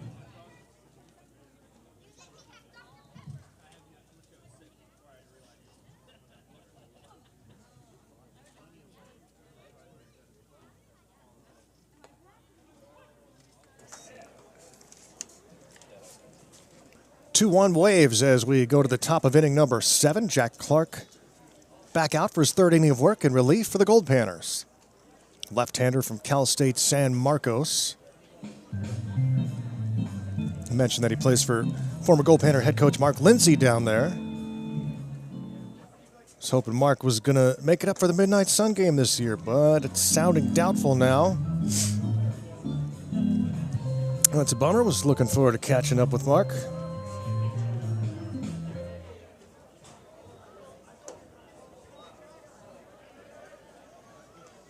Don't know who our guests are going to be for the Midnight Sun game. I don't know if we'll have any interviews or not.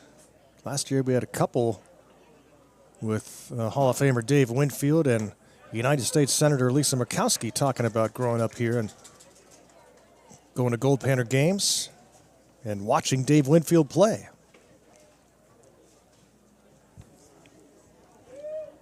JoJo Roman pops this one out of play.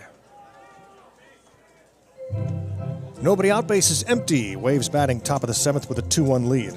Roman, Thomas, and Lindman do up. And those were a lot of fun, those conversations. I mentioned earlier, posted the YouTube link to my interview with Dave Winfield. You can watch the whole Midnight Sun game if you want. That's on the Goldpanner YouTube page. But I posted the Winfield interview on my Twitter, @VoiceOfGman. You can check that out maybe after the game. He loved his time in Fairbanks. 3-2 pitch misses for ball 4. Leadoff walk to Roman. Brings up Matthew Thomas. Stepping to the plate. Winfield, just one of the all-time greatest athletes, was drafted by 4 professional teams in 3 professional sports.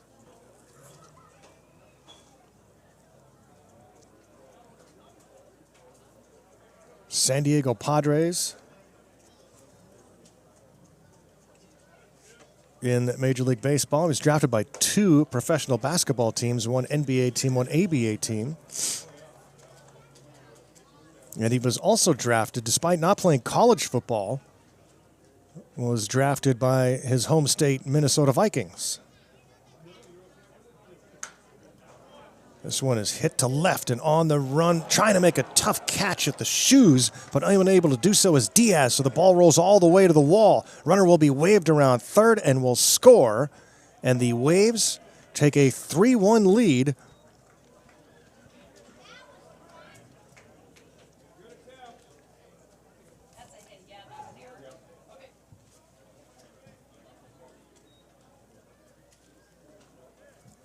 Now batting, Devlin Littman. And now they're going to check on the Goldpanner Diaz.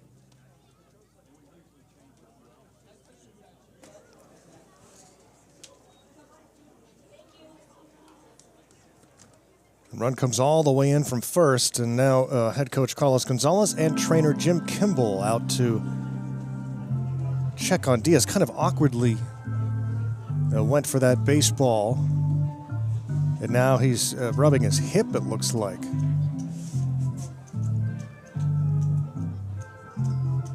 Trainer Jim Kimball, he has been with the Goldpanners since the 1990s.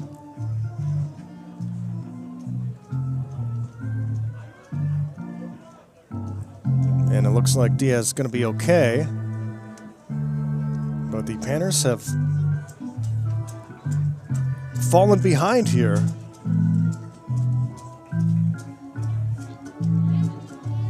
That's a hit and an error.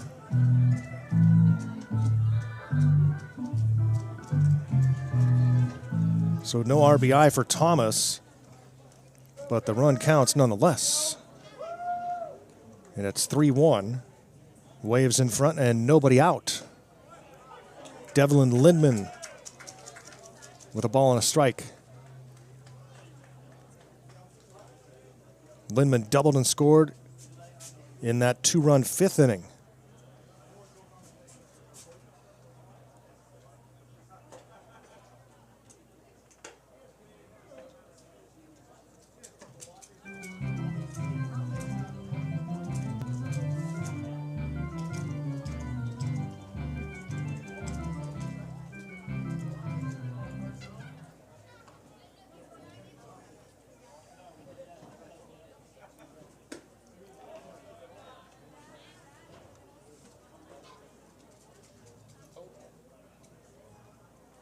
Two balls and 1 strike right now. Jack Clark in some trouble. 1 run is in, and a runner in scoring position, and nobody out.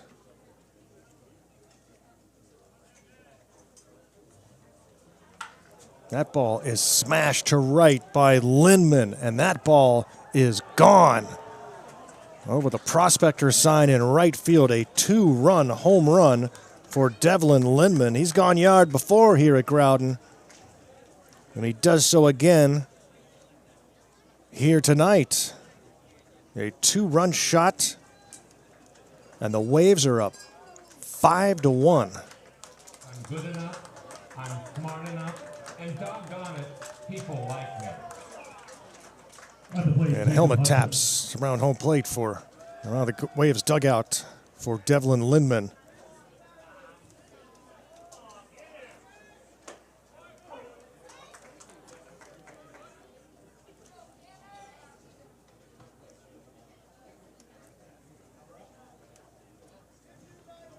Here's Jacob Hudson in the 9 spot. Waves in control now with a 4-run lead. And still nobody out.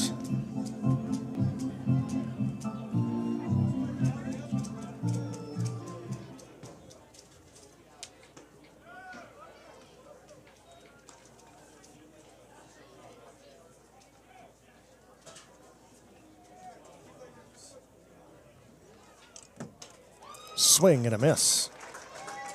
Well, he gets the strikeout of Hudson, first out of the inning. After walk, single, home run. Back to the top lineup, Jacob May. Now we go to the top of the order for Jacob May, who had a 2-run double in the 5th inning. Officially 1 for 2 with that double and a walk. Waves in charge here, leading 5-1. In the top of the 7th inning, we'll have to see if Happy Boy can bring us a rally in the bottom of the 7th. Happy Boy getting himself tuned up and ready here for the 7th inning stretch.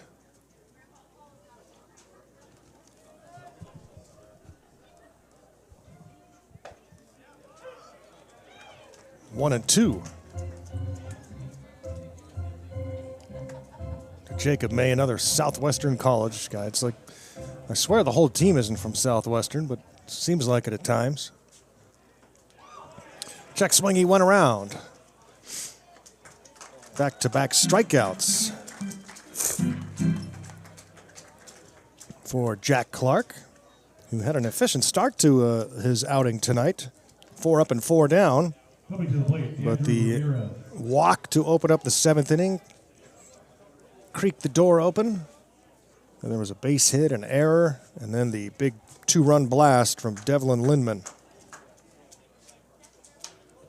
This one's popped up left side, going back onto the grass, farther, and making the catch is Venverlo. So good recovery for Clark, going 1-2-3 after the Waves score 3. Well, it's that time once again. And it's that time. It sure is. Time to get your kazoos. Let's get happy. Get out of your seat, pull out your kazoo. It's time for the 7th inning stretch.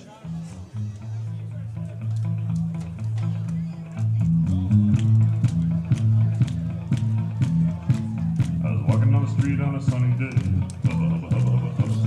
A feeling in my bones says I have my way. I'm a happy boy. I'm a happy boy. Oh, ain't it good when things are going your way? Hey, hey. My little dog Spot got hit by a car. Put his guts in a box and put him in a drawer. Oh, I'm a happy boy. I'm a happy boy. Oh, ain't it good when things are going your way? Hey, hey.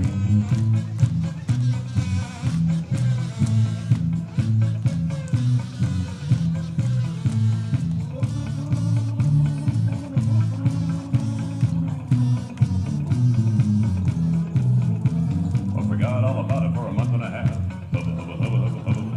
I looked in the drawer and started to laugh. Cause I'm a happy boy. Oh, I'm a happy boy. Oh, ain't it good when things are going your way? Hey, hey.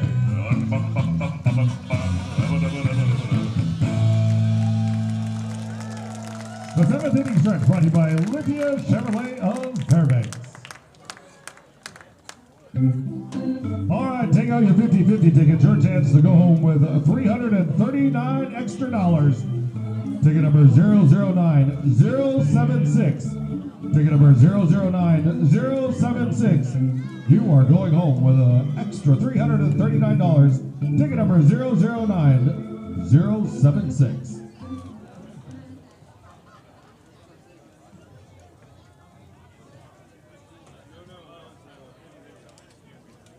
At the plate, Evan Roll Becky.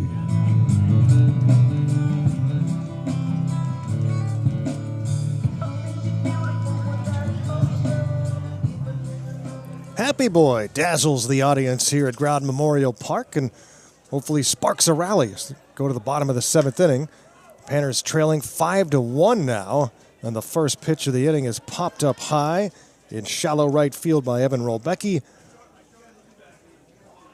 And Evan is out number 1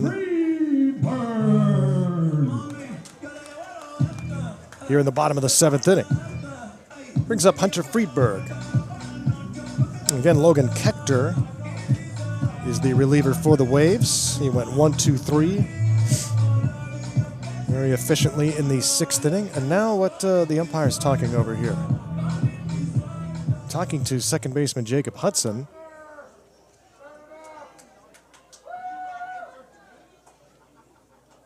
I don't know what that was all about.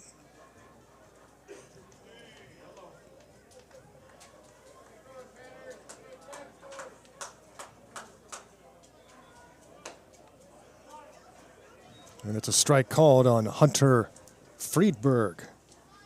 After Friedberg, Alex Garcia, Goldpanners. Again, just 3 hits tonight. Batting .228 as a club coming in. But they've been pitching and fielding so well, it hasn't really mattered. But tonight, a couple of errors.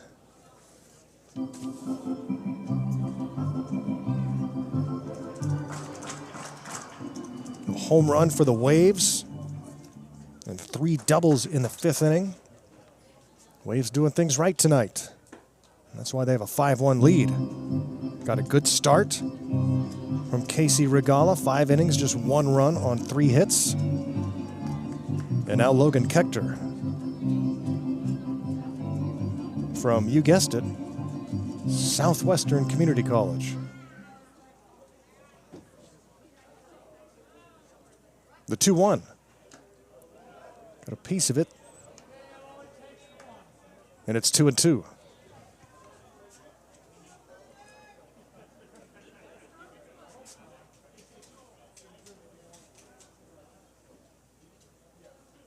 And Waves trying to even up the series at 2 games apiece.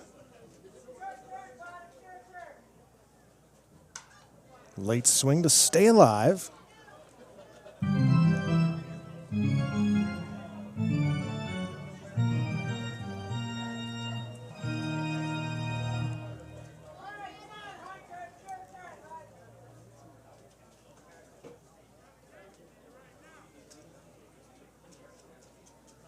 And the 2-2 delivery. Kechter misses up and away. It's 3 balls and 2 strikes. Panners need base runners, however you get them. See if Friedberg can find a way on. 0 for 2 in the ball game is Hunter. 2 for his last 14.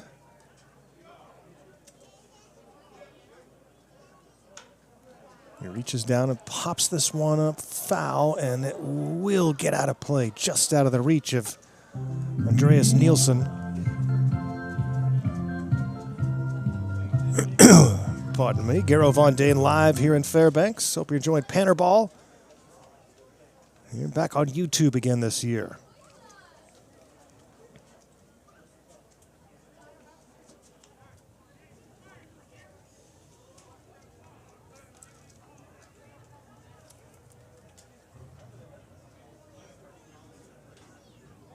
Friedberg, another payoff pitch. Took something off of it. Friedberg strikes out swinging. Bring up Alex Garcia. He's 0 for 1 with a walk.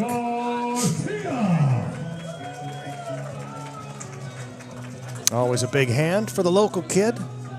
I was wondering aloud yesterday on the broadcast if Alex has had the single best career of any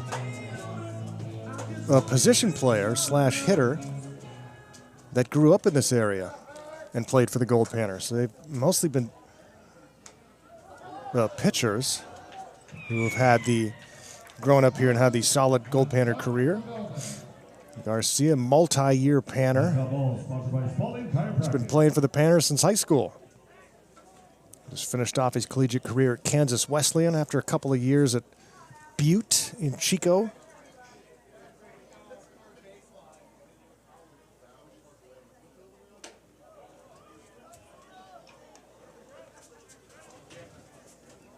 There haven't been too many homegrown position players here for the Goldpanners.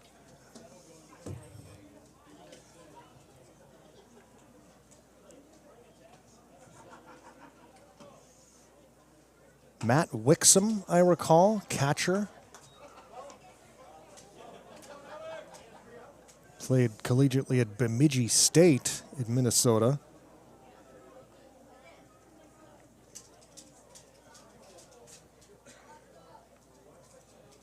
Here's the 2-1 to Garcia.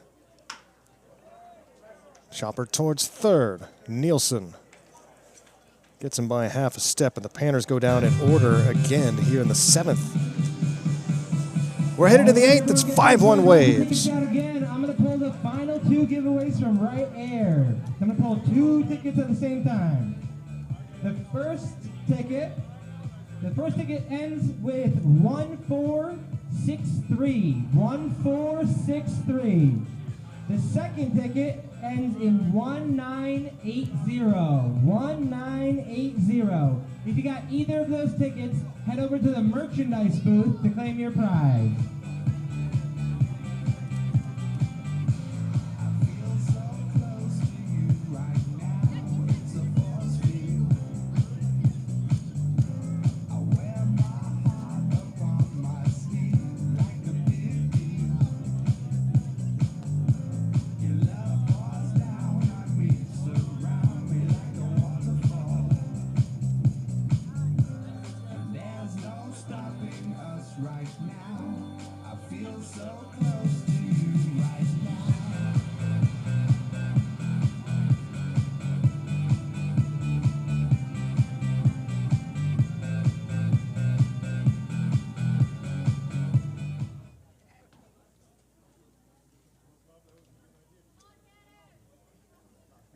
Leading off the top of the 8th, Dmitry Sisidko.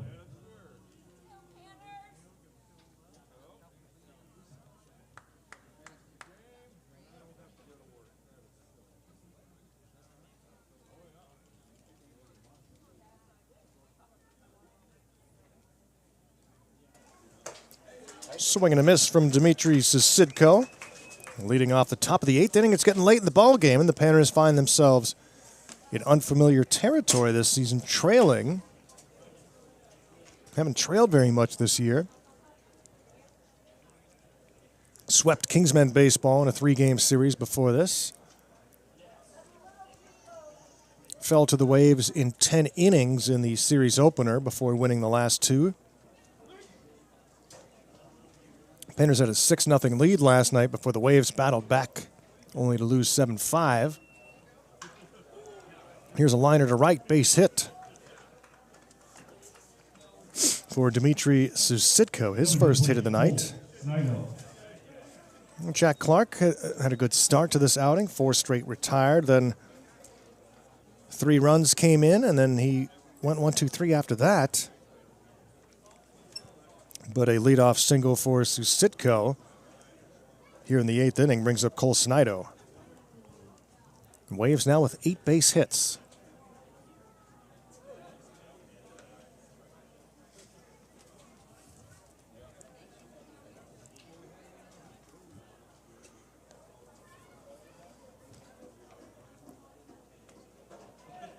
Jack Clark's 3rd Goldpanner appearance.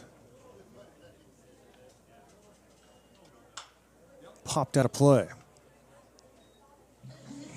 Crowd a little quiet now after the Waves put up 3 in the 7th. The foul ball brought to you by PannerVision Health Partners, Orthopedic and Spine. And remember, everyone, 2 p.m. game tomorrow. Runner on the move, and it's popped out of play. Yep, Father's Day tomorrow.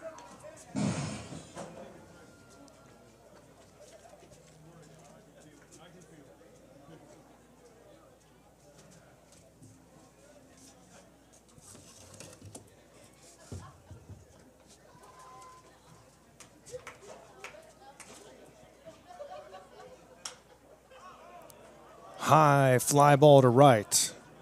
Friedberg coming in, waiting for it, makes the catch. 1 out. They take care of Snido, brings up Andreas Nielsen. Father's Day. Coming to the plate, Andreas Nielsen. Big day for a lot of fathers and sons to be at the ball yard. I'm sure we'll have plenty here tomorrow.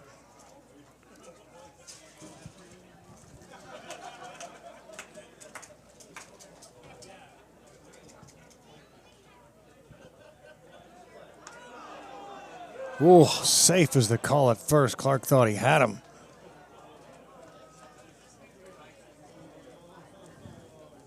We got father-son in the press box here today. Chris Carlson and son Ian pitching in. Every day is Father's Day, right? It is.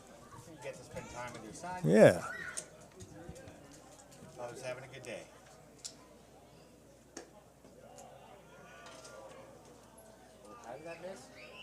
Whew.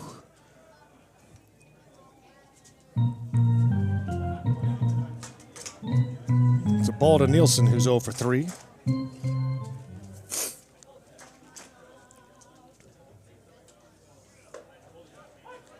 And a strike called.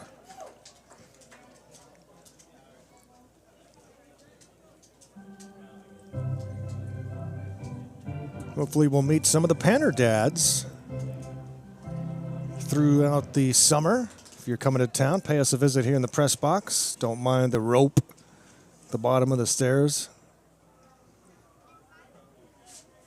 You're welcome to come on up, say hi, as long as you bring food and beverages.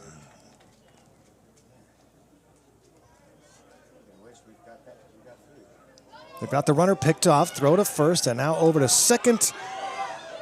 And they have him in the rundown, and now the tag is applied.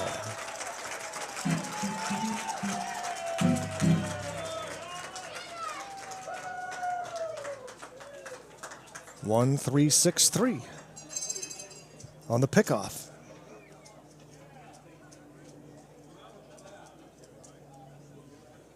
Two down for Andreas Nielsen, and a 1-1 count.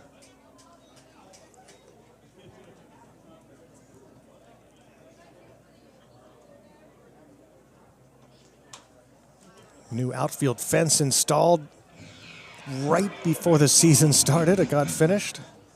All new lumber and painted up nice and blue with that's the Alaska flag on the center field fence, if you were wondering. Big Dipper pointing to the North Star.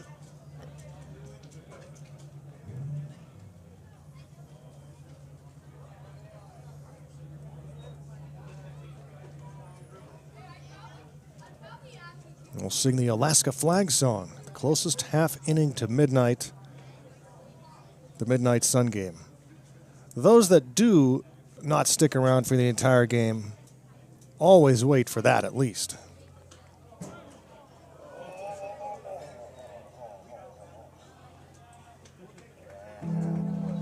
And then some of the locals wander home, but not many.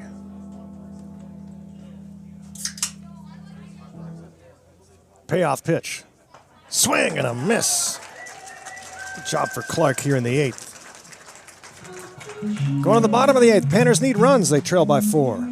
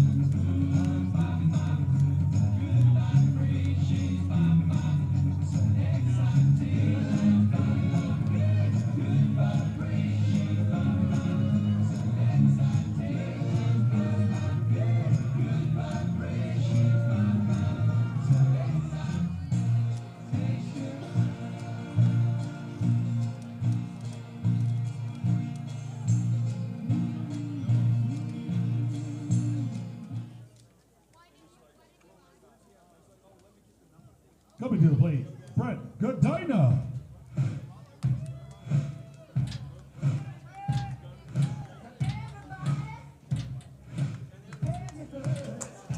Leading off for the Goldpanners here is Brent Godina, the designated hitter. Panners trailing by 4, and he lines this one just foul first base side. It was fair when it passed first base, but sliced and landed into foul territory. He gave one a ride his last time up. The deep right center.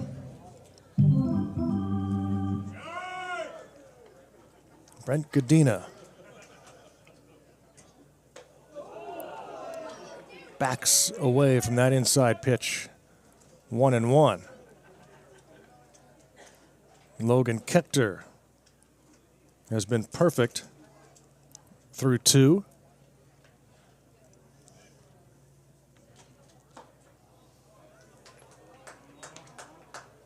And has not given up a run yet in the series.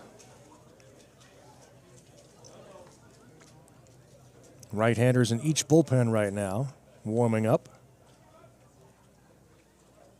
Here's the 2-1.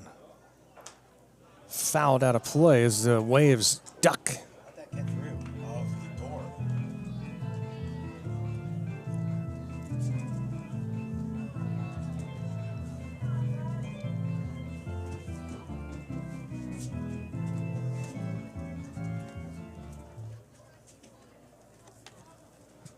And the 2-2 to Godina.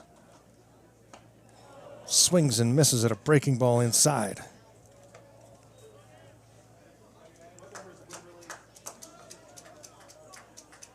And that'll bring up the pinch hitter here, Logan Wimberly. Logan Wimberly. The Wimberly batting for Diaz, who we saw was shaken up a little bit on a play in left. Don't know if that has anything to do with it, but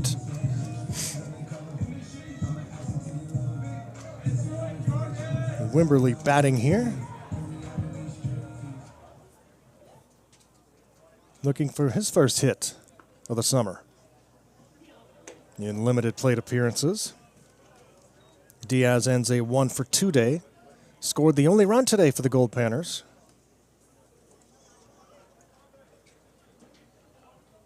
Had a 1-0 lead, but it's now a 5-1 deficit. Grounds one foul, third base side. Game 4, Goldpanners and Waves. Waves took the opener. Panners games 2 and 3. They've all been close. Panners had a 6-0 lead yesterday before holding on 7-5.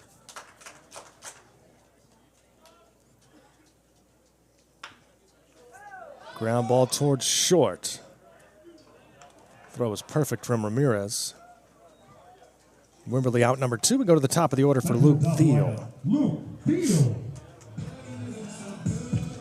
Fairbanks, Alaska. 6 days away from the midnight sun game.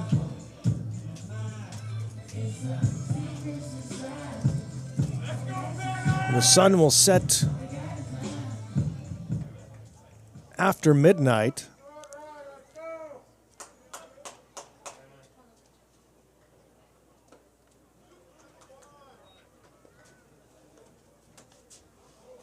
Not long after midnight. Official sunset is 12:43 a.m., but I talked about it yesterday. We have a lot of hills in the distance, and the sun disappears over those just after midnight. 1-ball pitch, pop back and out of play. And then it comes back up again around 3. Sets and rises in the north. It's the opposite in the winter. You don't see much sun in Fairbanks in the wintertime.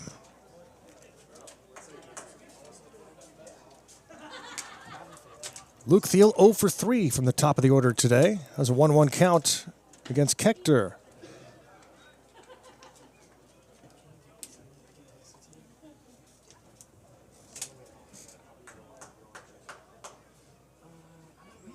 This game just crossing the 2-hour mark.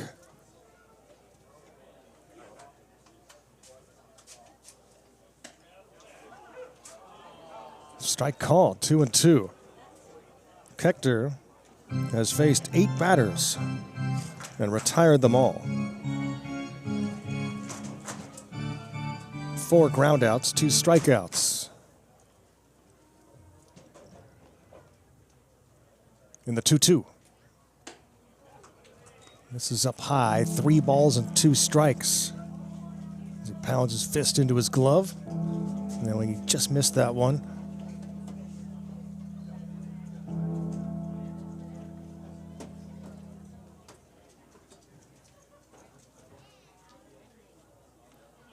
And the 3-2. Ooh, that one didn't miss by much. 2-out walk to Thiel. First base runner allowed for Hector. Panners with a chance here in the 8th.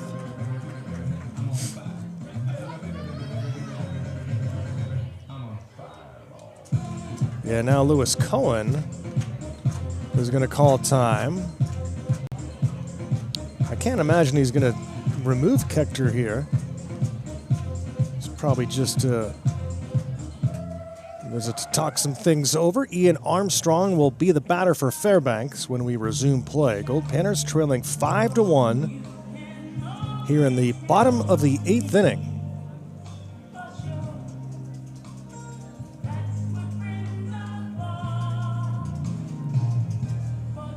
Panners running out of outs. We need 4 to tie.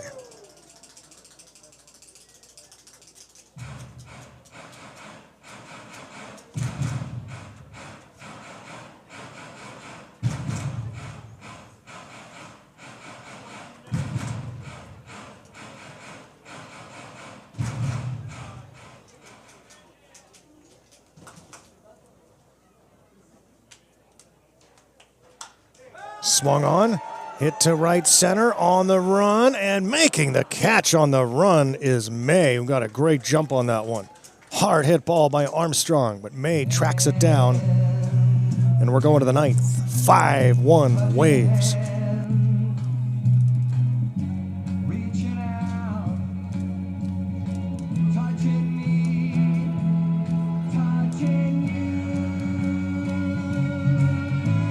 Sweet Caroline,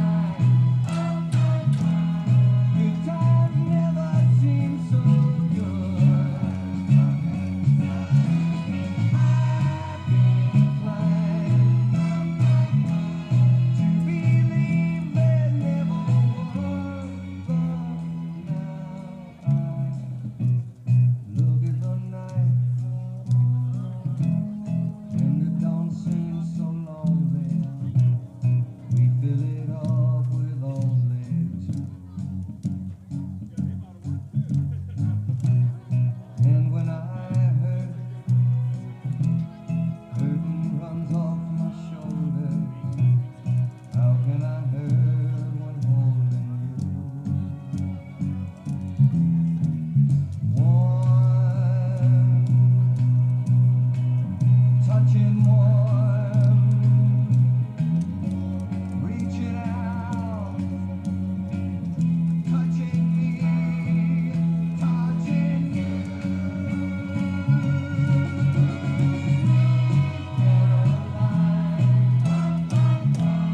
Good times never seem so good. I've been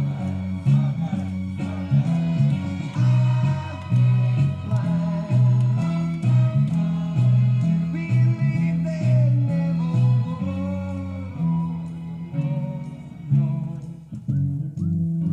Time for Paglolo Supply Company pitching change. Now pitching for your last Goldpanners, number 42, Andrew Benda.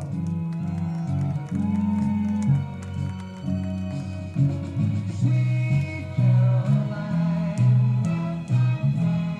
good times never seem so good. Sweet Caroline, I believe there never could.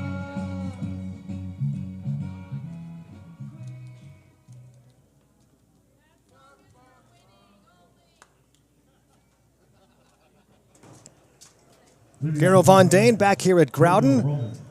Goldpanners have been held to just 1 run on 3 hits tonight. We'll try to keep the Waves off the board here in the top of the 9th inning, give themselves a chance in the bottom of the 9th. And Andrew Banda is out to pitch for Fairbanks. The third pitcher of the game, making his fourth appearance of the season, Andrew Banda, sophomore from Cypress Junior College. 5'10" right-hander. Facing JoJo Roman. After Roman, it's Thomas and Lindman due up.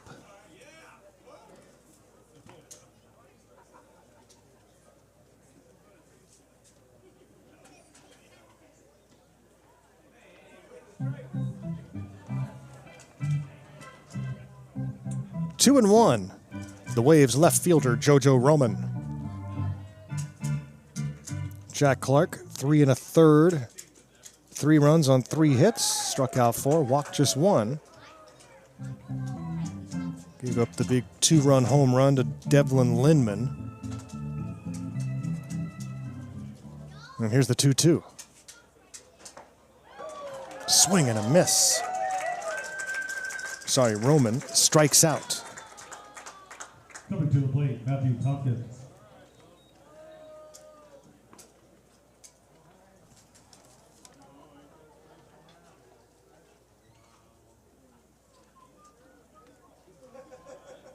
Matt Thomas, the batter. He's had a 3-for-3 night with a double and a run scored. That's 3 of the Waves' 8 base hits.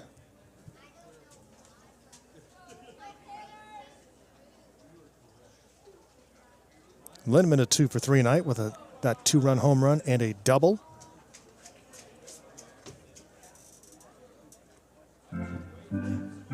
Two-run double for Jacob May back in the 5th inning.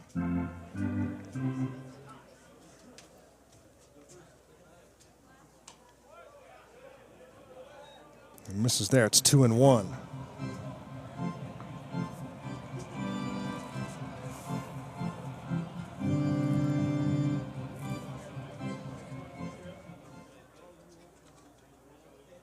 Swing and a miss. 2 and 2 on Thomas. We'll see who pitches the 9th for the Waves. They had a right-hander in the pen, but Logan Kechter has been excellent, but might be out of pitches. Crowd wanted the strike call. Instead, it's ball 3, so 3 and 2 now with 1 out on Matthew Thomas.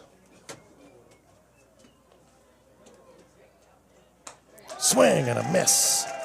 Pitch tailing out of the zone. Thomas goes down swinging, back-to-back strikeouts.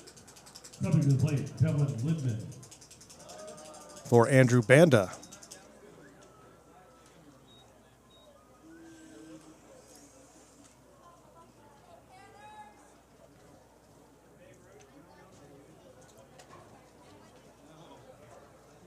Devlin Lindman.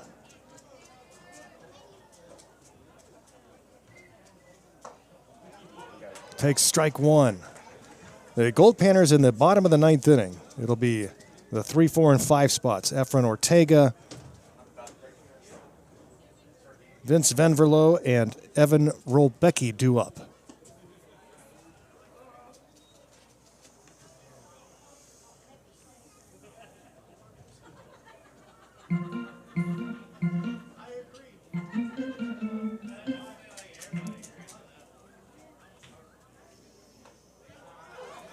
Strike call. Banda throwing strikes here tonight.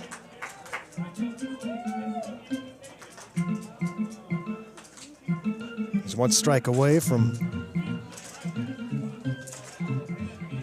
going 1, 2, 3 here in the 9th. Soft roller up the third base side. It's a foul ball.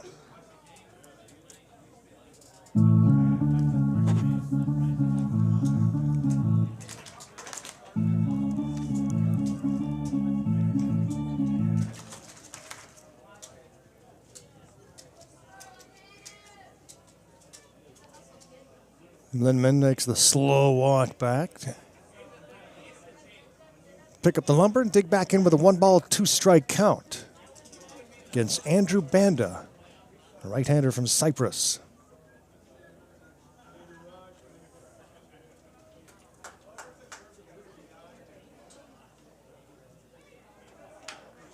Grounder right side. Fielded by Thiel. He tosses to Banda there in plenty of time. And a 1-2-3 inning for Andrew Banda. Last chance for the Goldpanners. When we come back, they trail at 5-1.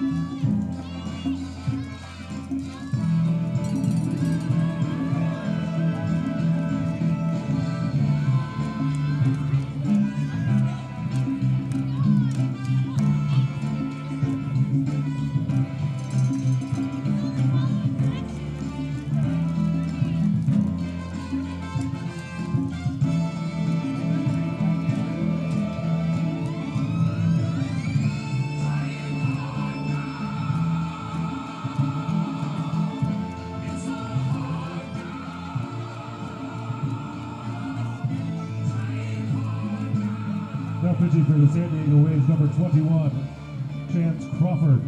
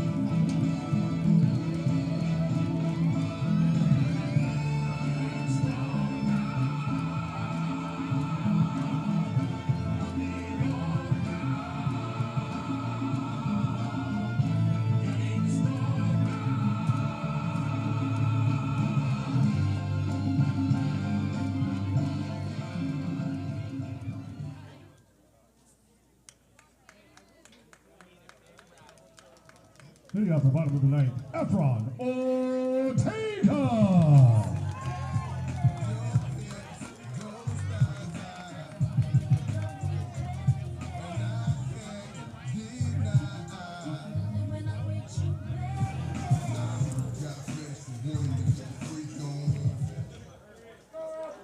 Goldpanners trail at 5-1 here in the bottom of the ninth, and Efron Ortega leads off and fouls this one back over the beer garden. Goldpanners and Waves. Waves 3 outs away from evening up the series at 2 games apiece. Goldpanners started the day 5-1. The Waves are 5-3. Way up high for a ball. It's 1-1 to Ortega, who's 1 for 3 tonight. The new pitcher is Chance Crawford. Chance Crawford, number 21. 6-foot right-hander from Palomar. Crawford's second appearance in this series. Deals a strike, it's 1-2. Crawford got the win in that extra inning series opener, going 2 scoreless, hitless. The 1-2. Hits! Makes a loud noise coming off the elbow of Ortega as he winces. So on a 1-2 pitch, Crawford hits Ortega to put the leadoff man on. And the Goldpanners have a pulse here in the 9th inning. And need base runners. Panners with just 3 base hits tonight. Can the bats come alive here against Chance Crawford?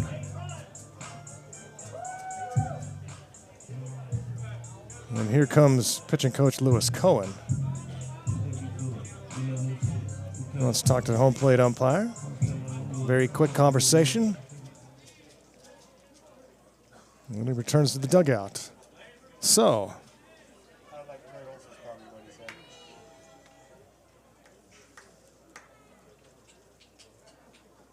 Crawford goes to work against Venverlo, who hits one up the middle. Oh, a diving stop by the shortstop, Ramirez. They don't get the out at first, but Ramirez, a huge play.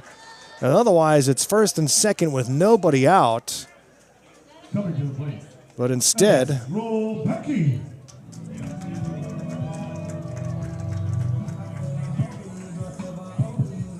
it's one out and a runner at first.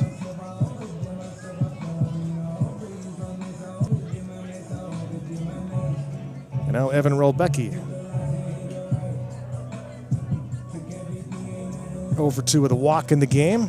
And then gets an at-bat against Chance Crawford. Logan Kechter, 3 scoreless, hitless innings with 2 strikeouts and a walk.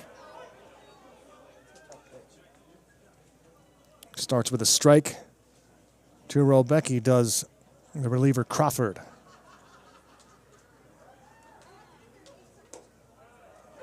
Lands another one in, 0-2.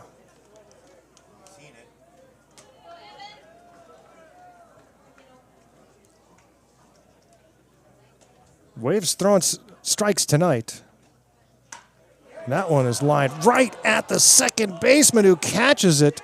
And the first base umpire started to signal safe and then changed his mind and called him out, and the ball game ends. But 2 shots off the Goldpanner bats here in the inning that could have easily been base hits,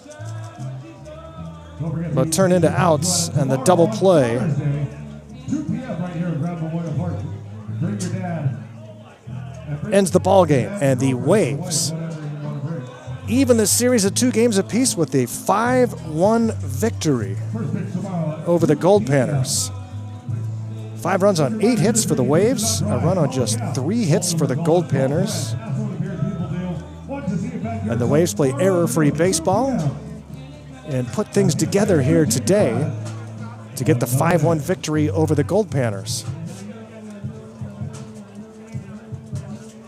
And the Goldpanner coaches and Waves coaches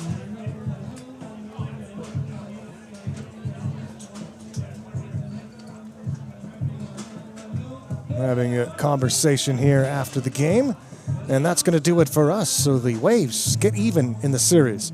2 apiece now as we go to Game 5 tomorrow. Remember, it's a 2 p.m. game tomorrow, Father's Day edition. So grab Dad and watch some Goldpanner baseball with us. Come on down to the field if you're listening nearby. Otherwise, we'll see you on PannerVision with special Father's Day edition tomorrow. Goldpanners and Waves. For Raleigh Johnson and Chris Carlson, I am Garo Von Dane saying good night. Have a wonderful Saturday night, everyone. Fairbanks loves you. We'll see you tomorrow. Tune in, turn on, and pan out. Garo Von Dane saying happy Saturday.